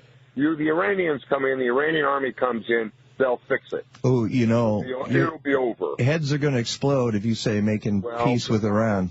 The problem with Iran is that the Israelis, and I could go on and on about the sins of the Israelis, and I happen to be a very pro-Israeli person, and certainly am not anti-Semitic, but their government is controlled by the hardcore right wing, and they have made up a lot of this stuff about Iran.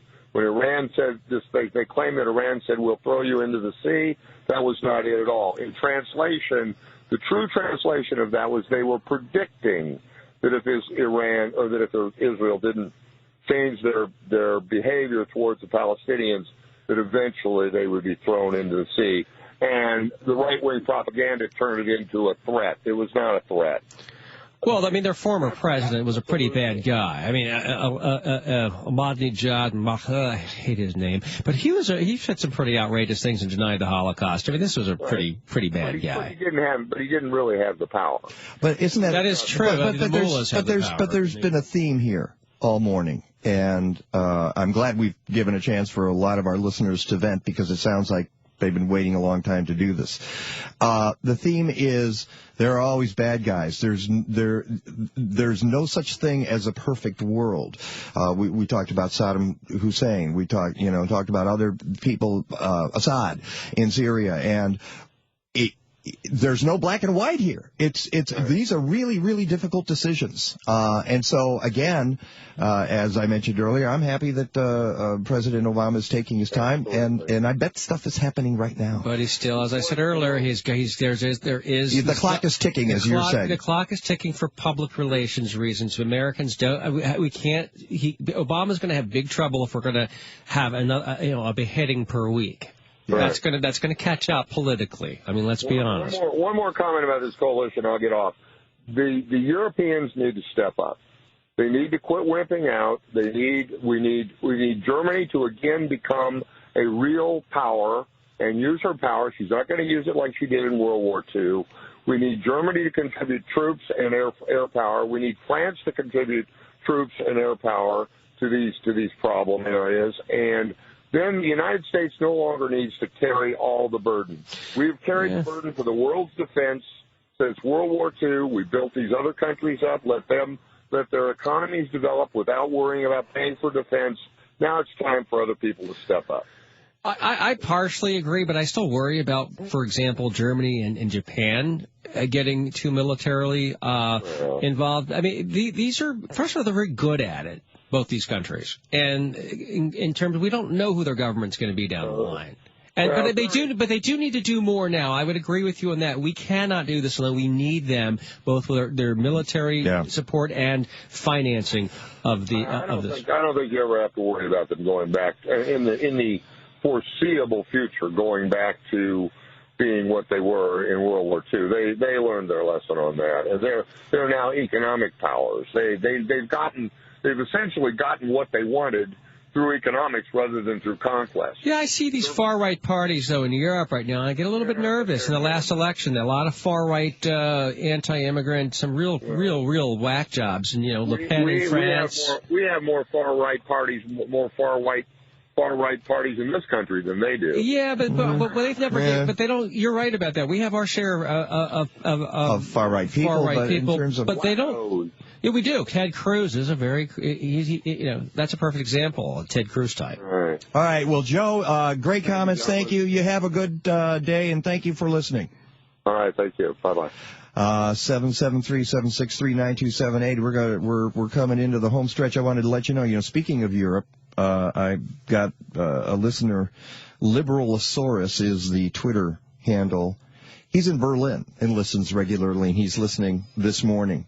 Guten Tag. Yeah. And I love right now. Berlin is awesome. It is so much fun. I think it's one of the most fun cities in the world. Montreal and Berlin are really cool places to go on vacation if you just want to have a really great time. And he says, Mike, you got to feed some organic tomatoes to your co-host. Why? I shop at the farmer's market every Wednesday in Andersonville and buy that. I'm betting he eats healthier than I do. And Beth wrote, democracy like religious liberty is harder than it looks. I think those are very wise words. All right, we're going to wrap it up in just a second. Stick around. Well, we're going to break all your hearts and get out of here in just a second. Wayne Besson and I'm Mike Novak. I want to thank all of you for listening this morning and all of the calls. My goodness, Wayne, I think people were eager to get their opinions out. I think we intimidated them at first. We did. Because we talked about the weather and climate change? I did. I think they said, oh, my God, these guys are there. Wow. Well, we're going to take one more before we get out of here. And, John, you're on with Wayne and Mike. Good morning. Good morning, gentlemen. Greetings from the horse capital of the world, the Commonwealth of Kentucky. Well, I love Kentucky. Glad you're listening down there. Pretty state, great rolling hills, beautiful state. I told your call screener when I first called in, gents, that I do agree with action on the ground from the United States in Syria and with ISIS on the condition that we strap Miss Lindsey Graham, the First Lady of South Carolina, and Grampy McShane to the first rockets we send in. Then, and only then, will I agree to anything done to ISIS. Yeah, Lindsey Graham, he's just like McCain, and they're like Siamese twins. I mean, it's like in the Supreme Court you've got Thomas and Scalia that have been Siamese twins, and in the Senate you've got Graham and McCain. I mean, what gets me is why do these chicken hawks, I'm trying to be polite, thank you, dominate the Sunday shows? I mean, I understand Chuck Todd is trying to get some legitimacy to his act, but this is really not appealing him his new gig to people, especially to people of my political beliefs. Yeah, I mean, and they should get people it's more. I mean, there's 100 members of Congress, yet they keep putting these two clowns on and opening the clown car every Sunday at the expense of this country because they skewed the entire debate for the rest of the week towards insanity instead of getting some levity and getting some smart people there who actually have something interesting to say. They keep. I mean, the whole debate's is so far skewed to the right because of McCain and Graham and people like that and Ted Cruz that they keep putting on. And there's other voices out there to be heard, but they don't want to listen to it. So we're stuck having to talk about these clowns and their clown car. I understand. Gentlemen, I understand you have to go, so please have a good day. Wow. Thank you. I love a guy who understands how radio works. That was pithy. That's the word. You have a great day, too, John. Thanks for calling from Kentucky. That's great. You drink bourbon? Been known to? I've tried it for the first time at an event in South Carolina. Some guys from Kentucky gave it to me. Yeah. And it was strong. I didn't. I thought it was like a Slurpee until I was on the floor. But I realized that if you water it down, it actually tastes pretty good. That's the way. But Raymond Chandler. I watered it down. Sam Spade was always neat. When I watered it down, by the time I got to it, it looked like vodka. That was what it looked like, man. So, or tea, an Arnold Palmer kind of thing. Listen, I just got a wonderful email from Bob and Judy, and Bob actually wrote this. He says, "Pokey finger to the head, followed by a point to the guy who came up with sticking you all in Stephanie's slot. Zowie, what will happen in Hartman's?" Well, Tom Hartman will be here himself this morning. So you needn't worry about that. Oh, I was going to say, we're going to be on another 3? We got 3 more days of this. I was going to say... Or 2 more days of this, sorry. If Tom wasn't there, my God, it would be like 6 hours of talking. I've done 6 hours of radio at a time. You cannot believe what your butt feels like at the end of that. It's a long, long shift. It's like going on the airlines. That's like a flight across to California. Yeah. Except you're talking the whole time. I had somebody that sat next to me once that did that. Talk for a second. I hate when that happens. Unless you want to talk, but you're right. You get a talker sitting next to you, and all you want to do is read, or you want to veg, or whatever. And the worst part that's where the airline rage comes in. In fact, that was one of the topics we were going to talk about. We may hit that tomorrow. The worst thing you can say to somebody on the plane is, "What are you reading?" Well, if I wanted to talk, I wouldn't be reading. I don't know.